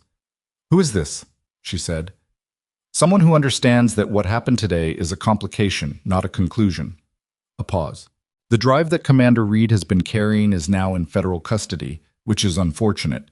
But evidentiary chains require witnesses, Miss Carter. And witnesses are human. And humans have things that matter to them. The corridor continued its normal activity around her. Reyes was 3 steps away. You don't know what I have that matters to me, Lena said. Your mother is in Boise, he said. She works part-time at a florist on Overland Road. She still wears the bracelet. The floor did not move. She made sure it didn't. She kept her face completely neutral and her breathing completely even because she was 3 steps from a federal agent, and this man was telling her something that was a threat wrapped in information, and she needed to be clinical about it, the way she was clinical about everything that mattered.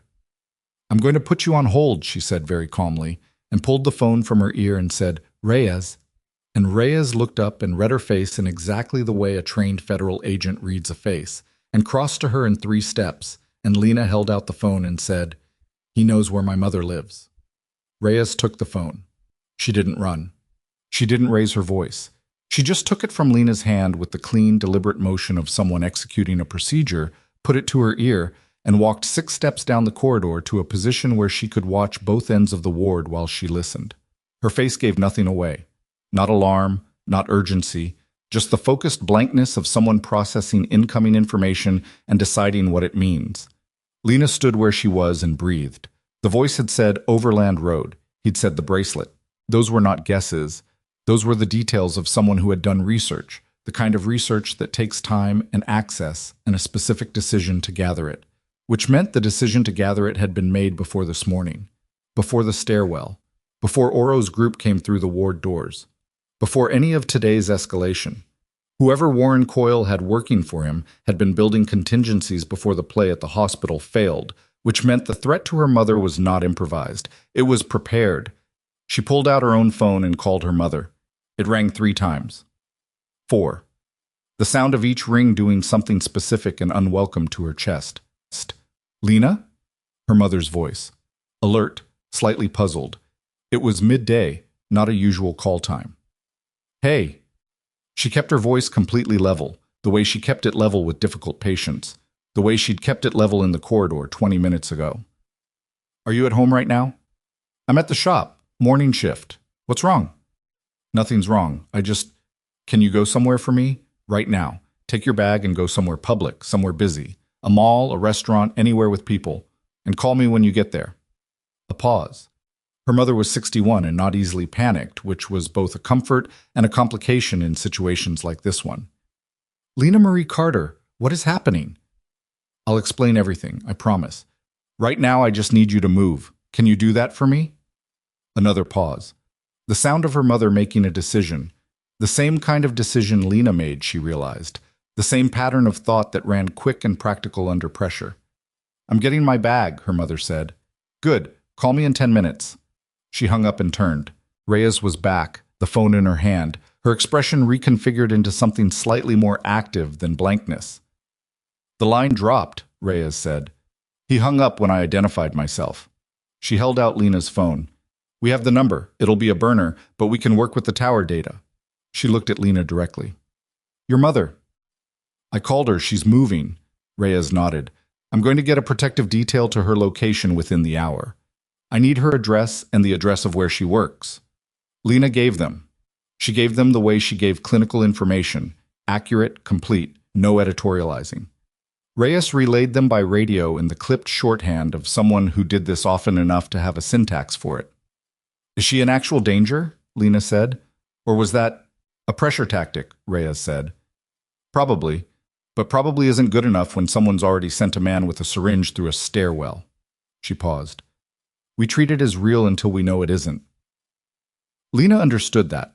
She operated the same way with deteriorating patients. You treated the worst-case interpretation until the evidence told you otherwise, because the cost of being wrong in the other direction was too high. She went back to the nurse's station and sat down, and she wrote her clinical notes for the morning shift with the same discipline she always brought to documentation, because the work still existed and the notes still needed to be accurate, and sitting still with a task that required precision was one of the ways she knew how to manage herself when everything outside the task was trying to pull her apart. Falco appeared at her elbow 20 minutes later. We're ready for your statement, he said. Interview room downstairs, whenever you're ready. Now, she said. She capped her pen and stood. Wong. The interview took 2 hours. Falco asked questions in a specific sequence, circling back on details with the methodical patience of someone building a structure rather than collecting facts. She told him everything, the sequence of events from her first shift with Mason to the moment she handed the drive to Marlowe on the bridge, the visitor log she'd flagged, the documentation she'd created, the call with Sutherland, the alarm, the stairwell. She answered every question with the same clinical accuracy she brought to patient documentation, and when she didn't know something, she said she didn't know rather than speculating, which she could tell Falco registered as a data point about her reliability. When it was done, he set his pen down and looked at his notes for a moment. The compliance documentation you created, he said. The incident reports, the hold request, the visitor log. That's what bought us time.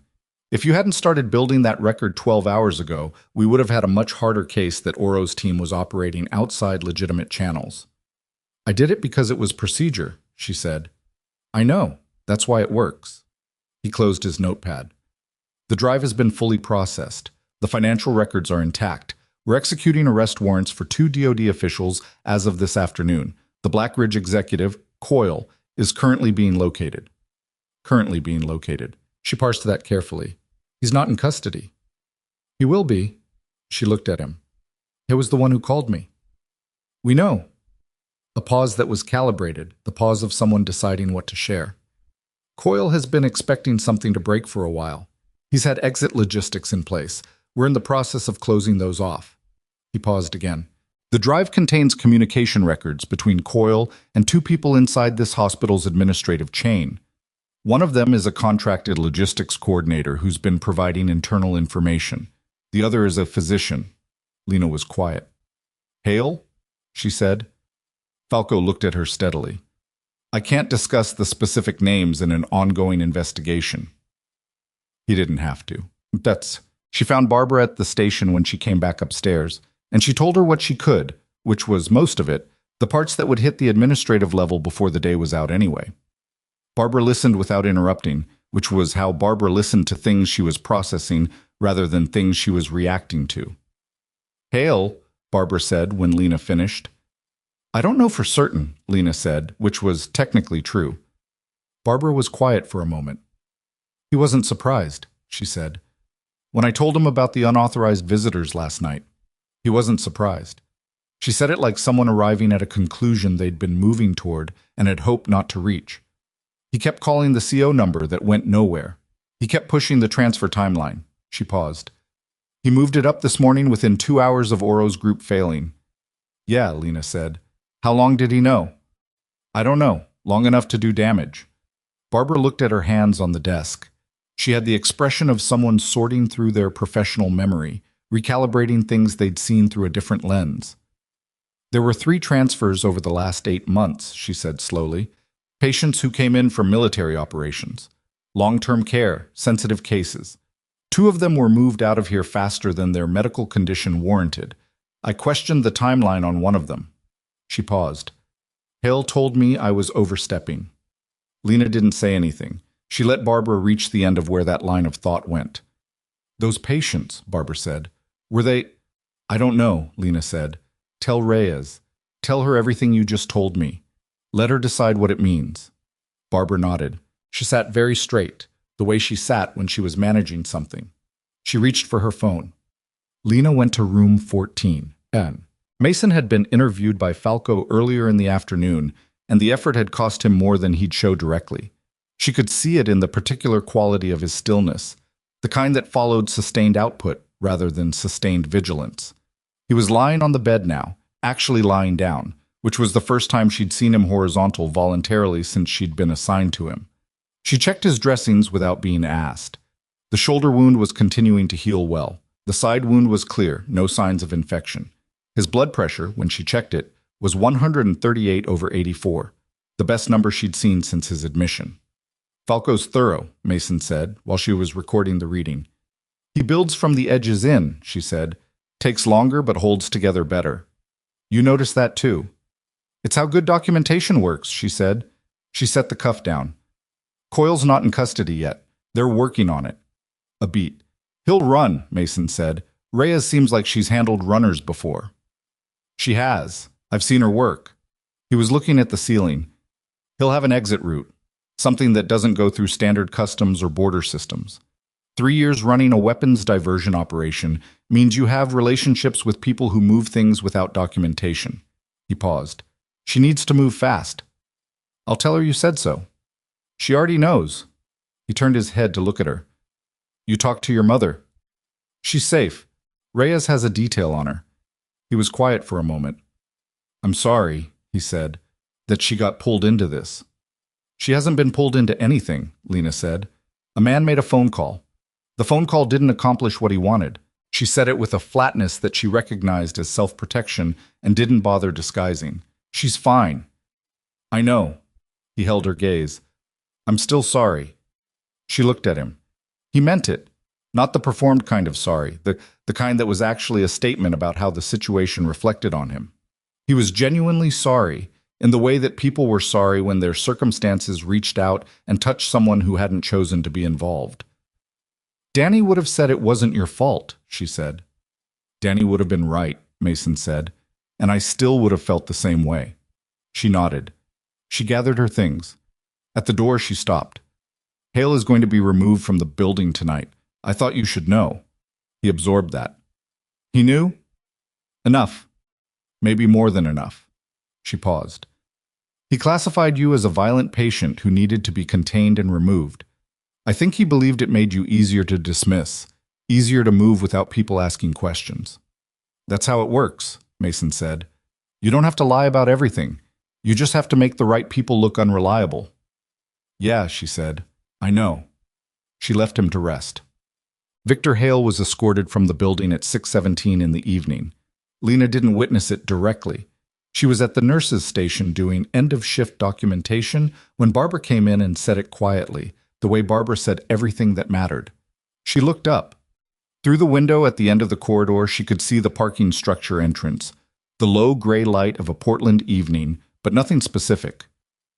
Federal? She said. DIA agents and hospital administration, together, Barbara said. He went without incident. His office has been secured. She paused. He asked if he could speak to the ward staff before leaving. They said no. Lena turned back to her notes. She kept writing. Are you all right? Barbara said. I'm trying to figure out if I'm relieved or just tired, Lena said. Probably both, Barbara said. Probably in that order. She finished her shift notes. She dated and signed them. She put her pen down. The ward was quiet in the way it got in the early evening. The shift handover done, the machinery of care continuing in its steady institutional rhythm. Monitor beeps, soft footsteps, the distant murmur of night staff settling in. Lena had been in this building for almost 12 hours. Her feet knew it. Her shoulders knew it. The part of her that was still holding her brother's name in a specific careful place was very tired of holding it. Her phone buzzed. Her mother, checking in. She stepped into the alcove and answered, and they talked for 12 minutes. Her mother matter-of-fact about the protective detail, slightly annoyed about the disruption to her shift at the florist, asking questions that Lena answered as completely as she could without breaching the parts she wasn't allowed to discuss. At the end, her mother said, "Danny would have been proud of you today." In the quiet, direct way she said everything, and Lena said, "I know," and meant it, and hung up before her voice changed on her. She was walking back to the station when Reyes appeared at the ward doors. The agent's expression had changed. Not dramatically. Reyes wasn't built for dramatic expression, but there was a specific quality to it, something that existed between relief and the particular sobriety of someone who has confirmed something they needed to confirm. "Coyle," Lena said. "Taken into custody 40 minutes ago," Reyes said. "He made it to a private airfield south of Portland. Charter flight filed under a corporate entity with no obvious connection to Blackridge. We had the entity flagged." She paused. "He was in the terminal when we came through the door." Lena let out a breath. Not dramatically. Just a breath that had been held somewhere she hadn't entirely acknowledged. "The two DoD officials," she said, "in federal custody as of 3 p.m. The third party inside Naval Special Warfare Command, Rear Admiral Gerald Foss, turned himself in through his attorney at 5. Reyes said the name with the flatness of someone for whom a rear admiral turning himself in was information rather than spectacle. "He's cooperating." "What does that mean for the case?" "It means we close gaps we'd have spent months working around." She looked at Lena steadily. "It also means the official record of what happened to your brother's unit, the classified accident report, is going to be challenged through formal channels. That's a process, and it takes time, but it starts now." Lena was quiet for a moment. Outside the windows, the Portland evening had gone fully dark, the lights of the city reflected in low cloud. "Danny's name," she said. "The ranger who died on that mission, can his record be corrected?" "That's part of what we're pursuing, yes. All 4 of them." Reyes paused. "It won't be fast. The military's process for correcting official records is slow, I know." She'd looked into it 4 years ago and hit wall after wall and eventually stopped because hitting walls had started to feel like choosing to be hurt. "But it starts." "It starts," Reyes confirmed. There was a pause between them that wasn't uncomfortable. 2 women standing in a hospital corridor in the early evening, taking stock of a day that had required more than most days asked for. "The man who called you," Reyes said. "That was Coyle directly. He's been managing his own containment operations, not delegating. He made the call himself because he wanted to see if you'd hold." "Did he get an answer?" Lena said. "He got you handing your phone to a federal agent," Reyes said. "I think he got his answer." 2 days later, the warrants executed and the arrests recorded, and the federal machinery engaged in its necessary grinding forward motion. Lena came in for her shift and found the third-floor ward operating at its usual pace. Morning rounds, medication checks, the soft institutional rhythm of people being cared for in the measured, imperfect way that care always happened. She stopped at the nurse's station to review the overnight notes and found Barbara there, which was not unusual, and found Barbara's expression carrying something that was not the ordinary expression for the start of a shift. "He walked the corridor this morning," Barbara said. "Mason?" "Physical therapy cleared him for limited mobility. He walked to the end of the hall and back, used the wall for the last 6 steps, but didn't ask for help." A pause. "He nodded at me on the way past. I think that's the closest thing to social interaction I've seen from him." "It counts," Lena said. She did her rounds.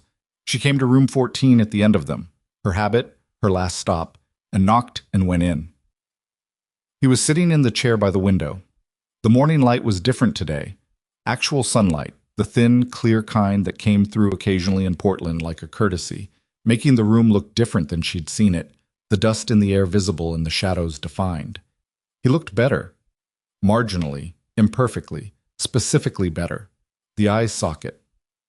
Bruising had faded to a yellow-green that meant healing, the shoulder was carrying less tension, and he was sitting in the chair rather than managing the chair the way he'd managed everything at the beginning.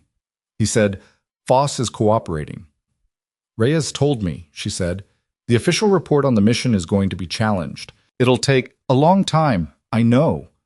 She pulled the chair to its usual position and sat. Are you ready to be a witness for a year or two? He considered that with the honesty he brought to everything. No, he said, but I'll do it. That's all it takes, she said. You don't have to be ready. You just have to do it. He looked at her. The look that had started as threat assessment and had become something else over 2 weeks, something less defined and more human, the look of a person who was learning to be seen again without flinching.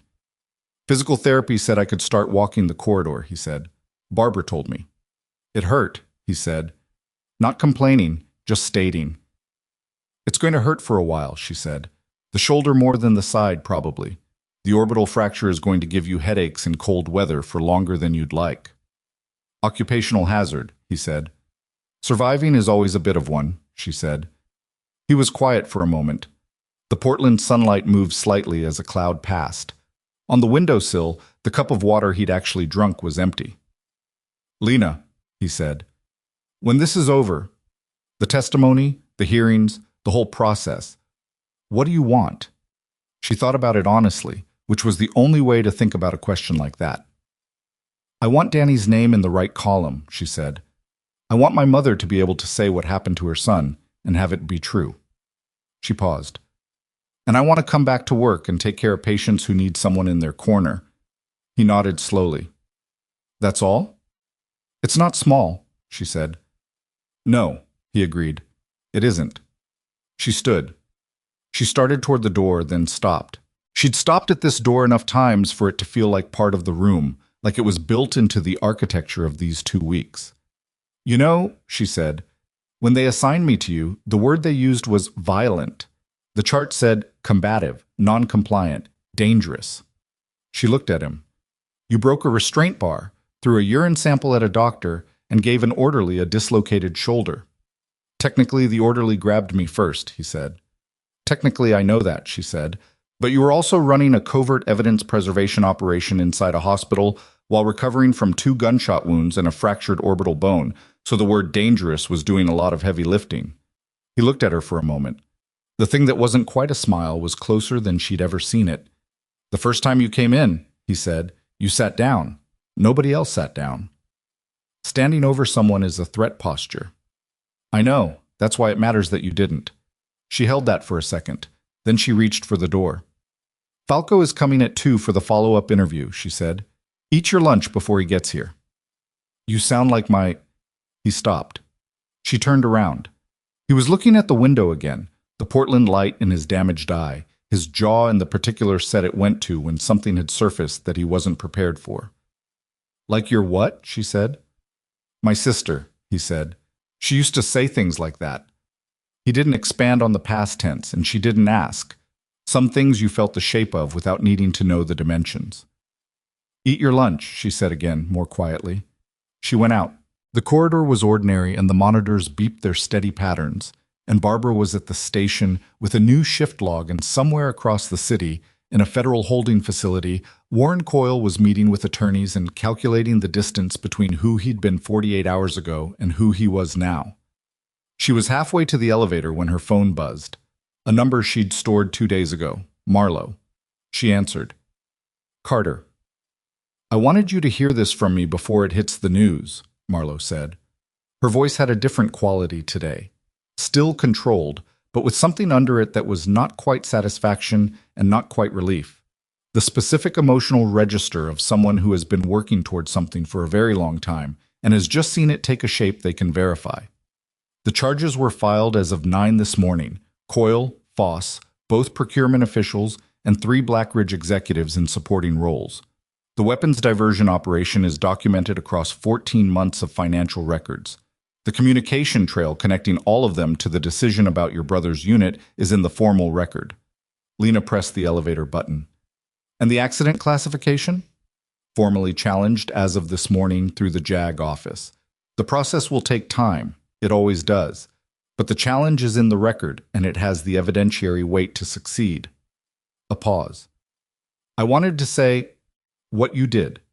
The documentation, the compliance hold, the alert. That's the reason we had anything to work with. The drive is evidence, but evidence needs a chain of custody, and you built the chain. I did what the situation needed, Lena said. I know, Marlowe said. That's what I'm telling you. The elevator opened. Lena stepped in. She rode down to the first floor and walked through the lobby and stepped outside into the thin Portland sunshine. She stood on the steps of Havenridge Military Medical Center, with her phone in her hand and the cold air on her face and the city going about its ordinary business around her, and she let herself feel, for exactly a minute, the full weight of what had happened. The 4 years of wrong official story, the bracelet her mother wore, the chaplain reading from the floor, the specific absence that had lived in her chest like a piece of weather she'd learned to live around. And then something that wasn't exactly lighter, but was different. The weight's still there, but its center of gravity changed. Her brother's name connected now to the truth rather than to a convenient explanation. The record in the process of being corrected. The people who'd made the decision sitting in federal custody while attorneys scrambled and the machinery of consequence turned its slow, reliable gears. She wasn't going to call it justice yet. Justice was a word she'd learned to use carefully, after years of watching it arrive late and incomplete and necessary anyway. But it was a beginning. And beginnings, she knew, were what you worked with. She went back inside. She had a patient to check on, notes to finish, and a shift that still had 4 hours left in it, and all of those things needed doing, and she was going to do them, because that was who she was. And because the ward didn't stop needing care just because the day had been extraordinary. And because the ordinary work, the daily careful, unglamorous work of showing up for people who needed someone in their corner, was the thing she'd chosen and the thing she was good at and the thing she had long since decided that mattered most. She was almost back to the elevator when her phone buzzed one more time, a local number she didn't recognize. She answered, static, briefly. Then a voice, male, the crackle of what sounded like an outdoor or low-signal environment. Nurse Carter. A pause. This is Captain Dale Oro. She stopped walking. You're in federal custody, she said. Was, he said. 3 hours ago, someone I've never met posted a very specific bond on my behalf, and I was released pending arraignment. Another pause. I wanted to warn you. Coyle has people you don't know about. People who weren't on the drive. Her hand tightened on the phone. People inside the hospital, she said. People who were never connected to Blackridge directly, Oro said. Freelance, the kind who don't show up in financial records. His voice was low, careful, the voice of a man calculating exactly how much to say. Coyle's not done. The bond, someone wanted me out so they could find out how much I told the DIA. I'm a liability to them now. Why are you calling me? She said. Because you're the person he failed to move today, Oro said. And because wherever he's pointed next, it won't be at a target he considers soft. A long beat of static. He's not done with Reed, and he's not done with you, and now he knows exactly how you operate. The lobby of Havenridge was bright and ordinary around her. People moving, the reception desk, the elevator, the smell of institutional coffee, and antiseptic. Are you in a safe location? She said, because she was a nurse and it was reflexive, and also because she needed a second to think. Safer than yours, he said, and the line went dead. She stood in the lobby for 3 seconds, which was all she allowed herself. Then she called Reyes. The agent picked up on the second ring, and Lena told her what Oro had said. Not her interpretation of it, not her emotional response to it, just the words and the sequence he'd said them, with the accuracy she brought to everything that mattered. Reyes was quiet through all of it. When Lena finished, there was a pause of approximately 4 seconds. Where are you right now? Reyes said. Lobby, first floor, or stay there. Don't go back to the ward alone. Another pause, shorter, the sound of someone moving while they spoke. Oro's bond was posted 40 minutes ago. We flagged it when it happened, and we've been trying to trace the source. It came through a holding company with no clean connection to Blackridge. So he's telling the truth, Lena said, about the freelance people. It's consistent with how Coyle operated, Reyes said. He compartmentalized. The drive had the core network, but Coyle ran contingency assets separately, specifically so they wouldn't appear in any record that could be seized. A beat. Oro calling you. He's scared. That's a man who just realized he's more useful to Coil dead than alive, and he's trying to buy himself some value with us. Is he right? About Coil not being done? Reyes took a breath. Coil is in custody. His attorneys are with him. Formally, he has no ability to direct operations. She paused, and the pause carried the specific weight of a person choosing honesty over reassurance. But infrastructure doesn't stop running because the person at the top is arrested. Not immediately. There are people who are paid in advance and are still operating on the last directive they received. Lena processed that. What was the last directive? We don't know yet, Reyes said. That's what concerns me. Falco appeared at the lobby entrance, moving from the elevator with the purposeful, unhurried stride she'd come to associate with both of them. The specific gait of people who moved fast while appearing not to. He scanned the lobby, found her, came directly. Reyes wants you upstairs, he said. Ward is being secured. Mason, Lena said. We have someone on his door, Falco said. Come on. She went. In the elevator, Falco radioed a status to Reyes, and Lena stood beside him and ran through what she knew about the ward's layout, the entrances, the secondary exits, the places where someone could enter the building below the threshold of the main security desk. She'd worked here 8 months.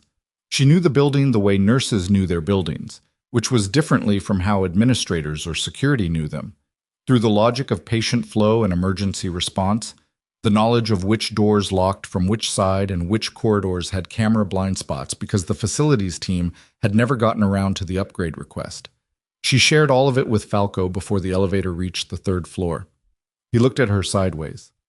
You've been thinking about building security a lot for a nurse, he said. I've been thinking about it for the last 3 days, she said. There's a difference. The ward, when the doors opened, had visibly changed. 2 additional security personnel were at the entrance. Reyes was at the nurses' station with Barbara, both of them over a building schematic that facilities had apparently produced on request. 3 of the ward's patients had been moved to rooms farther from the secondary stairwell entrance. The ordinary institutional hum of the place was still there, underneath everything, because the ward's other patients still needed their medications and their vitals and their dressing changes, and the world didn't stop for any of this. It never did. But the texture of the air had changed in the way it changed when people who were trained for threat environments were present and taking a space seriously. Reyes looked up when Lena came in. The service entrance on the east side of the building, she said. Facilities says it's on a keypad code that hasn't been changed in 4 months. Environmental Services uses it, Lena said. 3rd shift, usually around 2 in the morning. It connects to the basement supply corridor and then to the main elevator bank. Code, Reyes said. I don't know the current one. Barbara might. Barbara was already pulling up the facilities management system on the station computer. She found the code in 90 seconds and gave it to Reyes, who relayed it by radio with instructions to get it changed within the hour. If someone already has it, Lena said, changing it now tells them we know they have it. Reyes looked at her. Yes, she said. That's intentional. We want them to know their entry points are closed. The alternative is leaving a door open and hoping to catch them on the way through, and I'm not doing that in a hospital with active patients. Lena nodded. That was the right call. The medical calculus was the same. You didn't leave a patient's wound open to catch an infection you could prevent. She went to room 14. The DIA agent on Mason's door, a young man named Ortega, who looked like he'd been in the field about 6 months and was handling it by maintaining a very precise posture, stepped aside without being asked. She knocked and went in. Mason was standing, not at the wall, not in the defensive configuration she'd first known. He was standing in the middle of the room, weight distributed, watching the door with the full alert readiness of a man who had heard the shift in the ward's atmosphere and had responded to it automatically, the operational training running underneath everything like a second nervous system that never fully went offline. Oro called, she said. I know, Reyes told me. He looked at her. You're okay. I'm fine. She set her bag on the supply cart. How are you feeling? Like I should be useful, and I can't be, he said, which was the most honest thing he'd said about his own limitations in the 2.5 weeks she'd known him, and she registered it as the progress it was. You being in this room and not creating a secondary problem is useful, she said. Let Reyes do her job. That's not... He stopped, let out a short breath. No, you're right. He moved to the chair. Not the bed, the chair. The choice of a man who wanted to be upright and alert, but had decided not to stand in the middle of the room, performing readiness he couldn't fully back up. The freelance assets. If Coyle prepositioned them, they'll have a trigger condition, a time or a communication signal that activates whatever he set up. Reyes knows that. The trigger might already have been sent, he said, before he was arrested. If he made calls this morning before the airfield, Mason. She said his name the way she said it when she needed him to stop running the operation and be a patient for 5 minutes. I know, Reyes knows, Falco knows. Let them work. She paused. You gave them the drive. You held on to that thing for 4 years and you got it out. That was your part. Let them do theirs. He looked at her. The operational focus slowly, visibly, recalibrated into something more present and less distant. 4 years, he said. 3 years on the mission and the cover-up, and 1 year in medical systems that kept misclassifying what was wrong with me. He said it without self-pity, just the flat accounting of time, the way you set a number when you were finally allowing yourself to understand what the number meant. Daniel gave me that device in the middle of an extraction that was killing people I'd served with for 6 years. He gave it to me because he trusted me to carry it. He looked at his hands. I didn't want to be the one who carried it. I know, she said. I wanted to be the one who went back in, he said, the way he did. She sat down. She didn't say anything for a moment because some things needed space before they needed response. He made the choice he made because he knew you could do what he couldn't, she said. Carry something, outlast something. He knew your odds and he made the calculation. She held his gaze. That's not a burden he put on you. That's a decision he made because he trusted you more than anyone else in that field. Mason looked at her for a long time. Something moved in his face, not breaking, not collapsing, just the specific shift of a thing that had been rigid for so long that the first moment of movement felt enormous, even when it was small. He was right to, Mason said. That doesn't make it easier. No, she agreed. It doesn't, but it means something. A knock on the door. Ortega. Agent Reyes wants everyone on standby. We have movement on the service level. The next 40 minutes were the longest of Lena's professional life, and most of them she spent doing exactly what she was supposed to do, staying in the ward, keeping the other patients calm, managing the clinical needs of people who had no idea that 2 floors below them, federal agents were moving through a basement corridor following the signal of a security camera that had just registered a door opening from the outside. She checked medications. She updated charts. She told a patient in room 11 who had noticed the extra security personnel that it was a routine drill, which was a lie she told with complete clinical neutrality because his blood pressure was already borderline and the truth would not help him heal. She changed a dressing in room 9 with hands that were steady because she made them steady, because the ward needed her steady, and so she was. Barbara worked beside her in silence, the practiced silence of 2 people who understood each other well enough to not need to narrate what they were doing.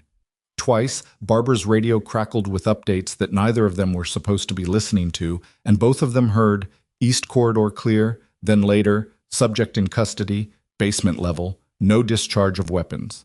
The second one made Barbara close her eyes briefly, and then open them and keep moving, and Lena did the same. When Reyes came back to the ward 43 minutes after Ortega's warning, she came in without urgency, which was itself the information. One individual, she said to Lena, entered through the service door using the old code, which tells us the code change was too recent for his information to have updated. He was carrying a secondary device, not a weapon, a communications jammer. His job was to cut the ward's internal communications during a window. She paused. He's not talking, but we have his phone. Falco's working it now. The jammer, Lena said. That means someone else was coming in through another entrance during the window. That's what we think, Reyes said. We have the building locked now. If there was a second element, they saw the window close and they're not coming. She said it with the measured confidence of someone who knew the difference between certainty and reasonable probability and was being clear about which one this was. I think it's over for tonight. Tonight, Lena said. The arrest of the primary and secondary network happened fast, Reyes said. Faster than Coyle planned for. His contingency assets were activated, but the execution is already falling apart. These are people running preset plans without the person who built the plans to adapt them. She looked at Lena steadily. He built something sophisticated.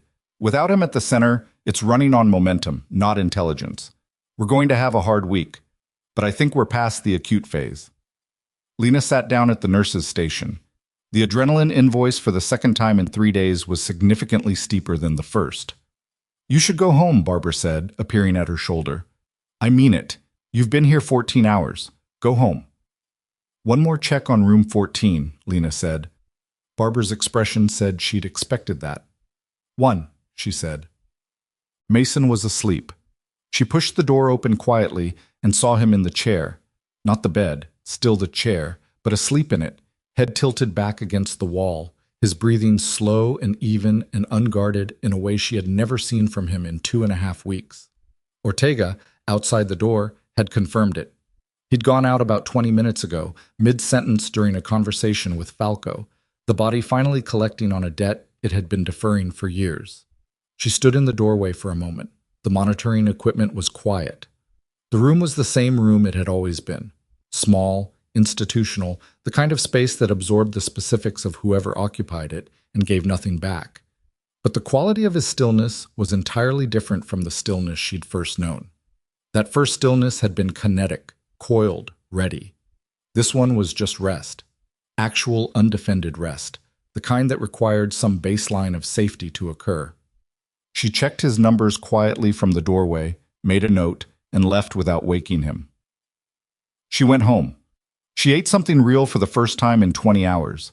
She sat at her kitchen table with her brother's photograph face up this time, and she looked at it, and she talked to him the way she sometimes talked to him when she was alone.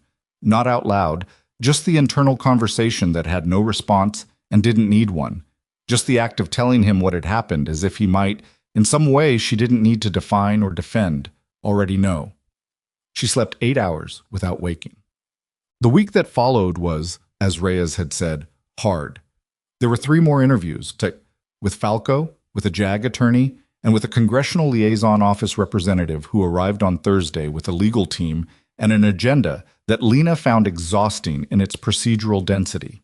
There were news reports that got some things right and several things wrong, including one that described her as a hospital whistleblower and another that called Mason a rogue operative, both of which were the kind of simplification that was technically arguable and fundamentally inaccurate. She declined all media requests through the hospital's communications office and focused on the things that were within her scope, her testimony, her documentation, her patients, her ward.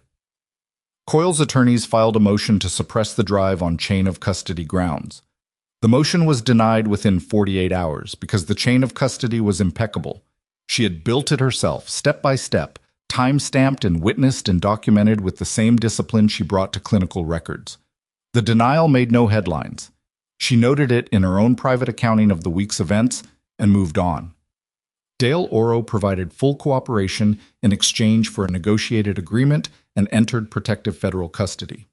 The 2 DoD procurement officials, a man named Stearns and a woman named Polachek, entered not guilty pleas that their attorneys clearly did not believe would hold. Admiral Foss continued cooperating. His cooperation, Marlowe told her in a brief call, was filling gaps in the evidentiary record that would have taken months of independent investigation to establish.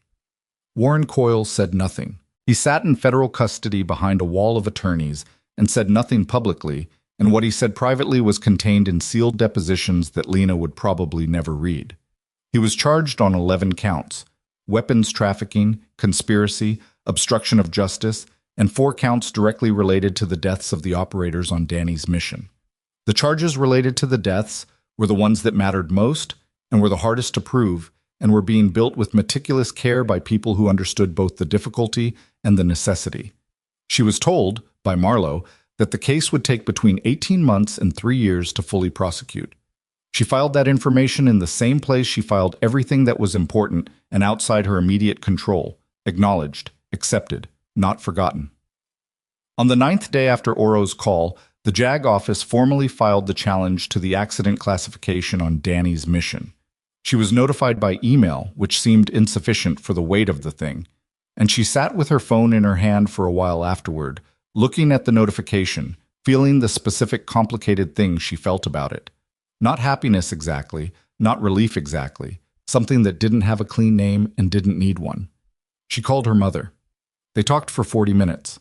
Her mother cried, and Lena didn't, and they both understood that this was because Lena had been holding it for a week and couldn't afford to let go yet, and her mother had been holding it for 4 years and needed to, and that was fine. That division of labor had always been one of the functional structures of their family. 3 weeks after the arrests, Mason Reed was discharged from Havenridge Military Medical Center.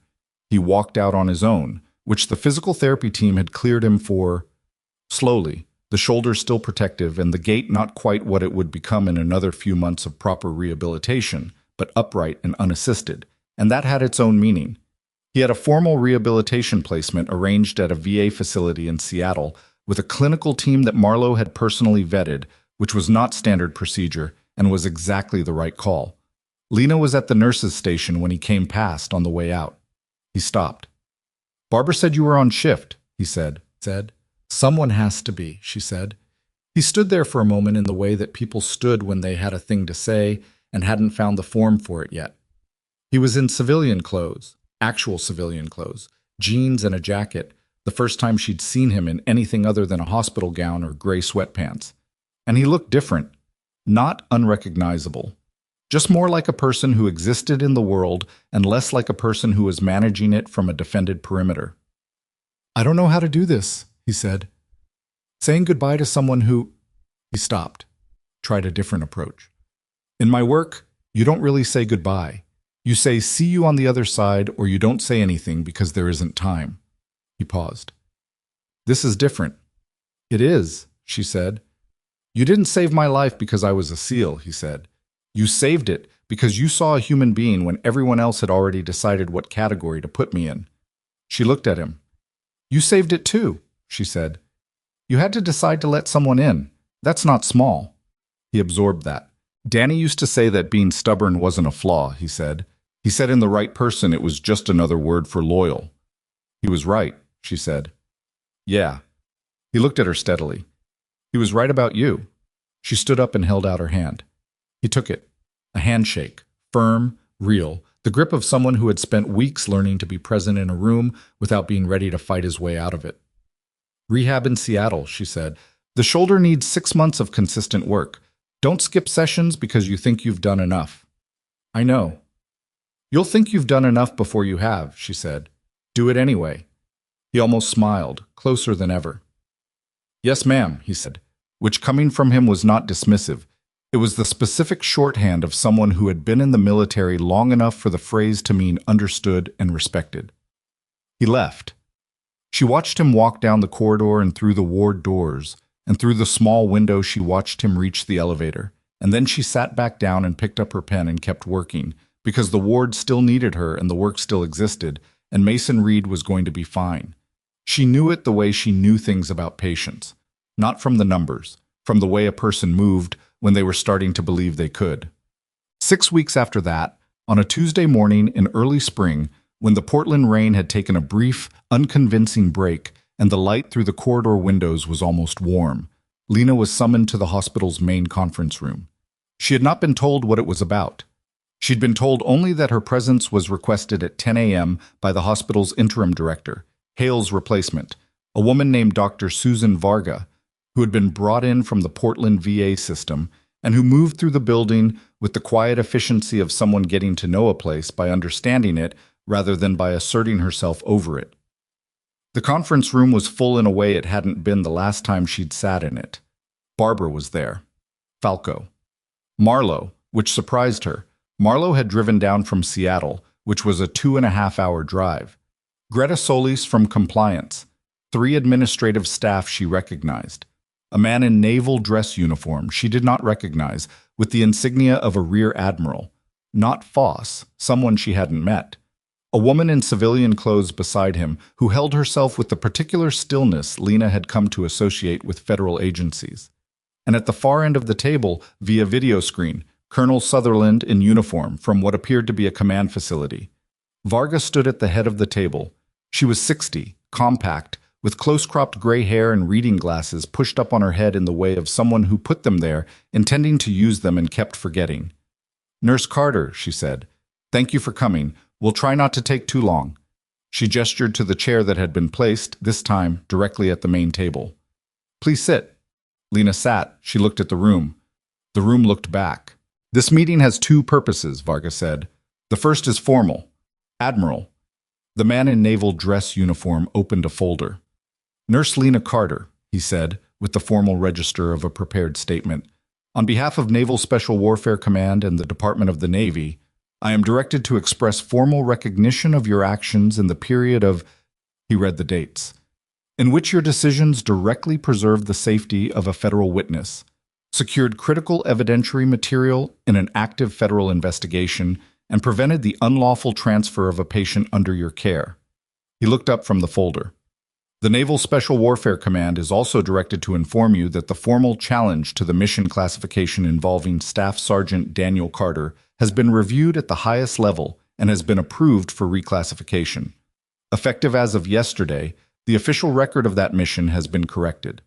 The 4 operators who died on that operation, including your brother, are now formally classified as having died in the line of duty in active service, in circumstances involving hostile action, in a region and mission previously withheld from public record. The room was quiet. Lena sat with her hands on the table and breathed. Their names will be added to the official roll of honor, the Admiral continued. A formal ceremony of recognition is being planned, to which surviving family members will be invited. He closed the folder. Staff Sergeant Daniel Carter served with distinction. The record now says so. She nodded once. She trusted her voice enough for that, and not much more.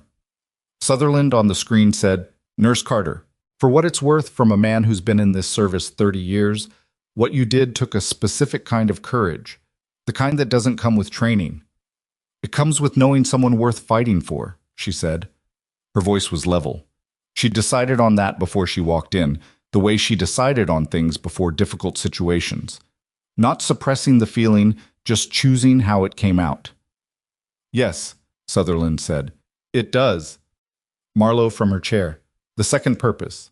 She glanced at Varga, who nodded. Dr. Varga has a proposal. Varga leaned forward. Havenridge is in the process of restructuring its military patient care program, she said. The previous structure had significant gaps in patient advocacy, in the interface between clinical care and the specific needs of combat veterans, and in the protocols for managing patients whose situations involve security considerations. She paused. I'm creating a new position, patient advocacy and military care coordination. It's a clinical administrative hybrid. Part of the job is direct patient care. Part of it is building and overseeing the protocols that should have existed before. She looked at Lena. I would like you to take it. Lena looked at her. I'm a floor nurse, she said. You're a floor nurse who built a federal evidentiary chain from incident reports, stopped 2 unauthorized transfer attempts using hospital compliance procedure, and correctly identified a high-value federal witness as a trauma patient rather than a behavioral problem when everyone with more credentials and more authority got it wrong. Varga held her gaze. The floor is important. This position is also important, and I think you're the right person for it because you know both things, how to be in the room with the patient and how to see what the system is missing. Lena was quiet for a moment. She looked at Barbara, who was doing the specific face she did when she had an opinion and was refraining from stating it because the situation called for Lena to make her own decision. She looked at Marlowe, who looked back with an expression that was encouraging only in the most neutral possible sense. There was no pressure in it, just the acknowledgement that this was Lena's choice, and Marlowe understood the weight of it. The floor nurses on this ward, Lena said, the ones who stay on the floor, their workload, their case complexity, their staffing levels. That's part of what I'd have authority to address? Yes, Varga said. And the protocols for intake and management of military patients, I'd have actual authority to build and revise them, not just recommend? Within the clinical governance structure, yes. And I'd still have direct patient care responsibilities? Structured differently, but yes, this isn't a desk job. Lena looked at the table for a moment. She thought about what Mason had said on the morning after the arrests, sitting in the chair by the window with the thin sunlight on his face. What do you want? And she'd said, to come back to work and take care of patients who need someone in their corner. This was that. And it was more than that. It was the chance to build something that made the care better before it needed to become a crisis. to create the structures that might mean the next Mason Reed didn't need to perform violence to stay safe, that the next complicated patient got seen correctly the first time, that the gap between what military patients needed and what hospital systems were designed to provide got a little smaller by a little, through the work of someone who understood both sides of it. It wasn't small, it was also not easy. It was, she thought, the kind of thing that mattered most precisely because it was unglamorous and long and required showing up every day and doing it without anyone recognizing that it was difficult. Yes, she said. Varga nodded, not with fanfare, with the calm approval of someone who had expected that answer and was already thinking about the next step. We'll set up the formal process this week, she said. It'll take a month to transition, and I want you involved in writing the position description. I want Barbara involved in writing the position description, Lena said. She has 11 years of context I don't have. Barbara, who had maintained her expression of deliberate non-intervention throughout, made a sound that might have been a very small laugh, suppressed into professionalism. Done, Varga said. The meeting ended with the institutional handshake of people who had accomplished something and were ready to move to the work of it. Marlowe caught her in the corridor on the way out. You're going to be good at it, Marlowe said. I'm going to make a lot of mistakes at the administrative part, Lena said. Everyone does, Marlowe said. The people who are good at it are the ones who make different mistakes each time. She paused. It's. Coyle's trial date has been set, 18 months out. Your testimony will be required. I know. It will be covered. National level, probably. Marlowe looked at her steadily.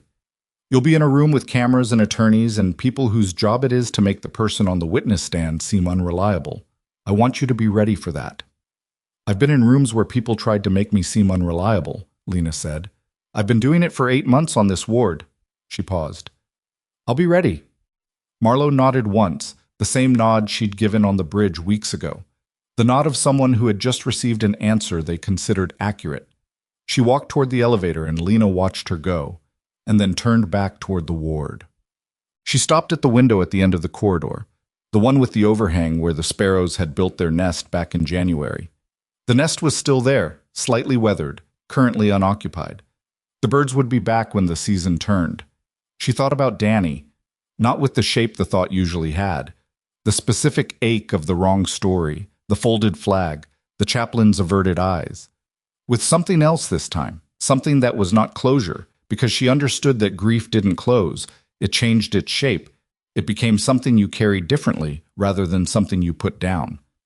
But the record said the right thing now. His name was in the right column. 4 men who had been reduced to a convenient lie about a training accident were now formally, officially, recognized as what they had actually been. Soldiers who died in active service, in a mission that had mattered, because they'd been close enough to the truth that someone with power had decided to silence them. The truth hadn't silenced easily. Danny had known that. He'd handed the evidence to the person he trusted most and gone back to buy him time, because he'd believed the evidence mattered more than the exit. And he'd been right, and Mason had carried it for 4 years and gotten it out, and a nurse who had been given the assignment nobody else wanted had built the chain that made it count. None of them had been what people expected. That was the part that stayed with her. Not as a lesson, because real things weren't lessons. They were just true. But as a fact she was going to keep. Mason Reed had looked like a violent, broken patient and been a man protecting something irreplaceable. Danny had looked like a ranger running a routine joint op and been a man who understood exactly what he was carrying. And she had looked like a stubborn night shift nurse who couldn't let a difficult case go, and she had been, was, exactly that. There was no disguise and no disguise needed. She'd just been herself, completely, in the situations that required it. That was the thing about courage that nobody said clearly enough. It didn't feel like courage when you were doing it. It felt like the only available option, given who you were. It felt like the next step after the step you'd already taken. It felt like stubbornness, like showing up, like sitting down in a room where everyone else stood, because standing over a frightened person was a threat posture, and she knew better. She went back to the ward. 7 months later, in September, the first patient came through under the new intake protocol that Lena and Barbara had spent 11 weeks building, a process that flagged trauma response patterns separately from behavioral risk, that required a psychological consult within 24 hours of admission for all combat veterans, that mandated documented consent for every procedural contact, that created a direct advocacy channel between the patient and a designated staff member whose job was explicitly to hold the patient's interests when the system's interests and the patient's interests diverged. The first patient through the new protocol was a 26-year-old Marine who had returned from a tour with injuries that were documented and a trauma response that wasn't, and who came in angry and closed and ready to fight the first thing that came through his door. His intake nurse tried the standard approach. It didn't work. She called Lena. Lena went in. She set her clipboard on the supply cart. She pulled a chair to a reasonable distance, not too close, not hovering, and sat down. She looked at him. "My name's Lena," she said. "I'm not here to do anything you don't agree to. I just want to talk for a few minutes, if that's okay." He looked at her the way Mason had looked at her, that first day, assessing, suspicious, waiting for the catch. "What if it's not okay?" he said. "Then I'll come back tomorrow," she said, "and we'll try again." He was quiet for a moment. The room had the same institutional hum as every room in this building. Monitors, fluorescent light, the distant sounds of a ward doing its work. Outside the window, the early September light was the kind of soft that came before rain, the specific Portland light that she had worked under long enough to stop noticing and had recently started seeing again. "Okay," he said. "Talk then." She talked. Not about his injuries, not about treatment plans, not about anything clinical. She talked about the ward, about the sparrows that came back every spring, about the fact that the cafeteria really had managed to improve their chili and it was worth the trip on Thursdays. Small, real things, grounded things that had nothing to do with hospitals or trauma and everything to do with being a human being in a place that was trying to take care of him if he'd let it. After 8 minutes, he asked about the chili. After 12, he let her check his intake vitals. After 20, he told her his name. She wrote it in the chart. She wrote it carefully, the way she wrote everything that mattered, accurately, completely, with the full weight of her attention, because the smallest accurate record was the beginning of the chain, and chains held things together when everything else was trying to come apart. She closed the chart. She had looked at the young Marine across the small, institutional space. He had a long road in front of him. She knew that the way she knew most things about patients, not from the numbers, from the way a person held themselves when they thought no one was watching. He was scared and in pain and not ready to say so, and the system that was supposed to care for him had failed enough people like him that his default was to expect more failure. But he'd said okay. He'd let her take his vitals. He'd asked about the chili. That was enough. That was how it always started. Not with the dramatic moment, not with the revelation, not with the thing that would later seem significant in retrospect. It started with someone deciding to stay in the room, someone deciding to sit down.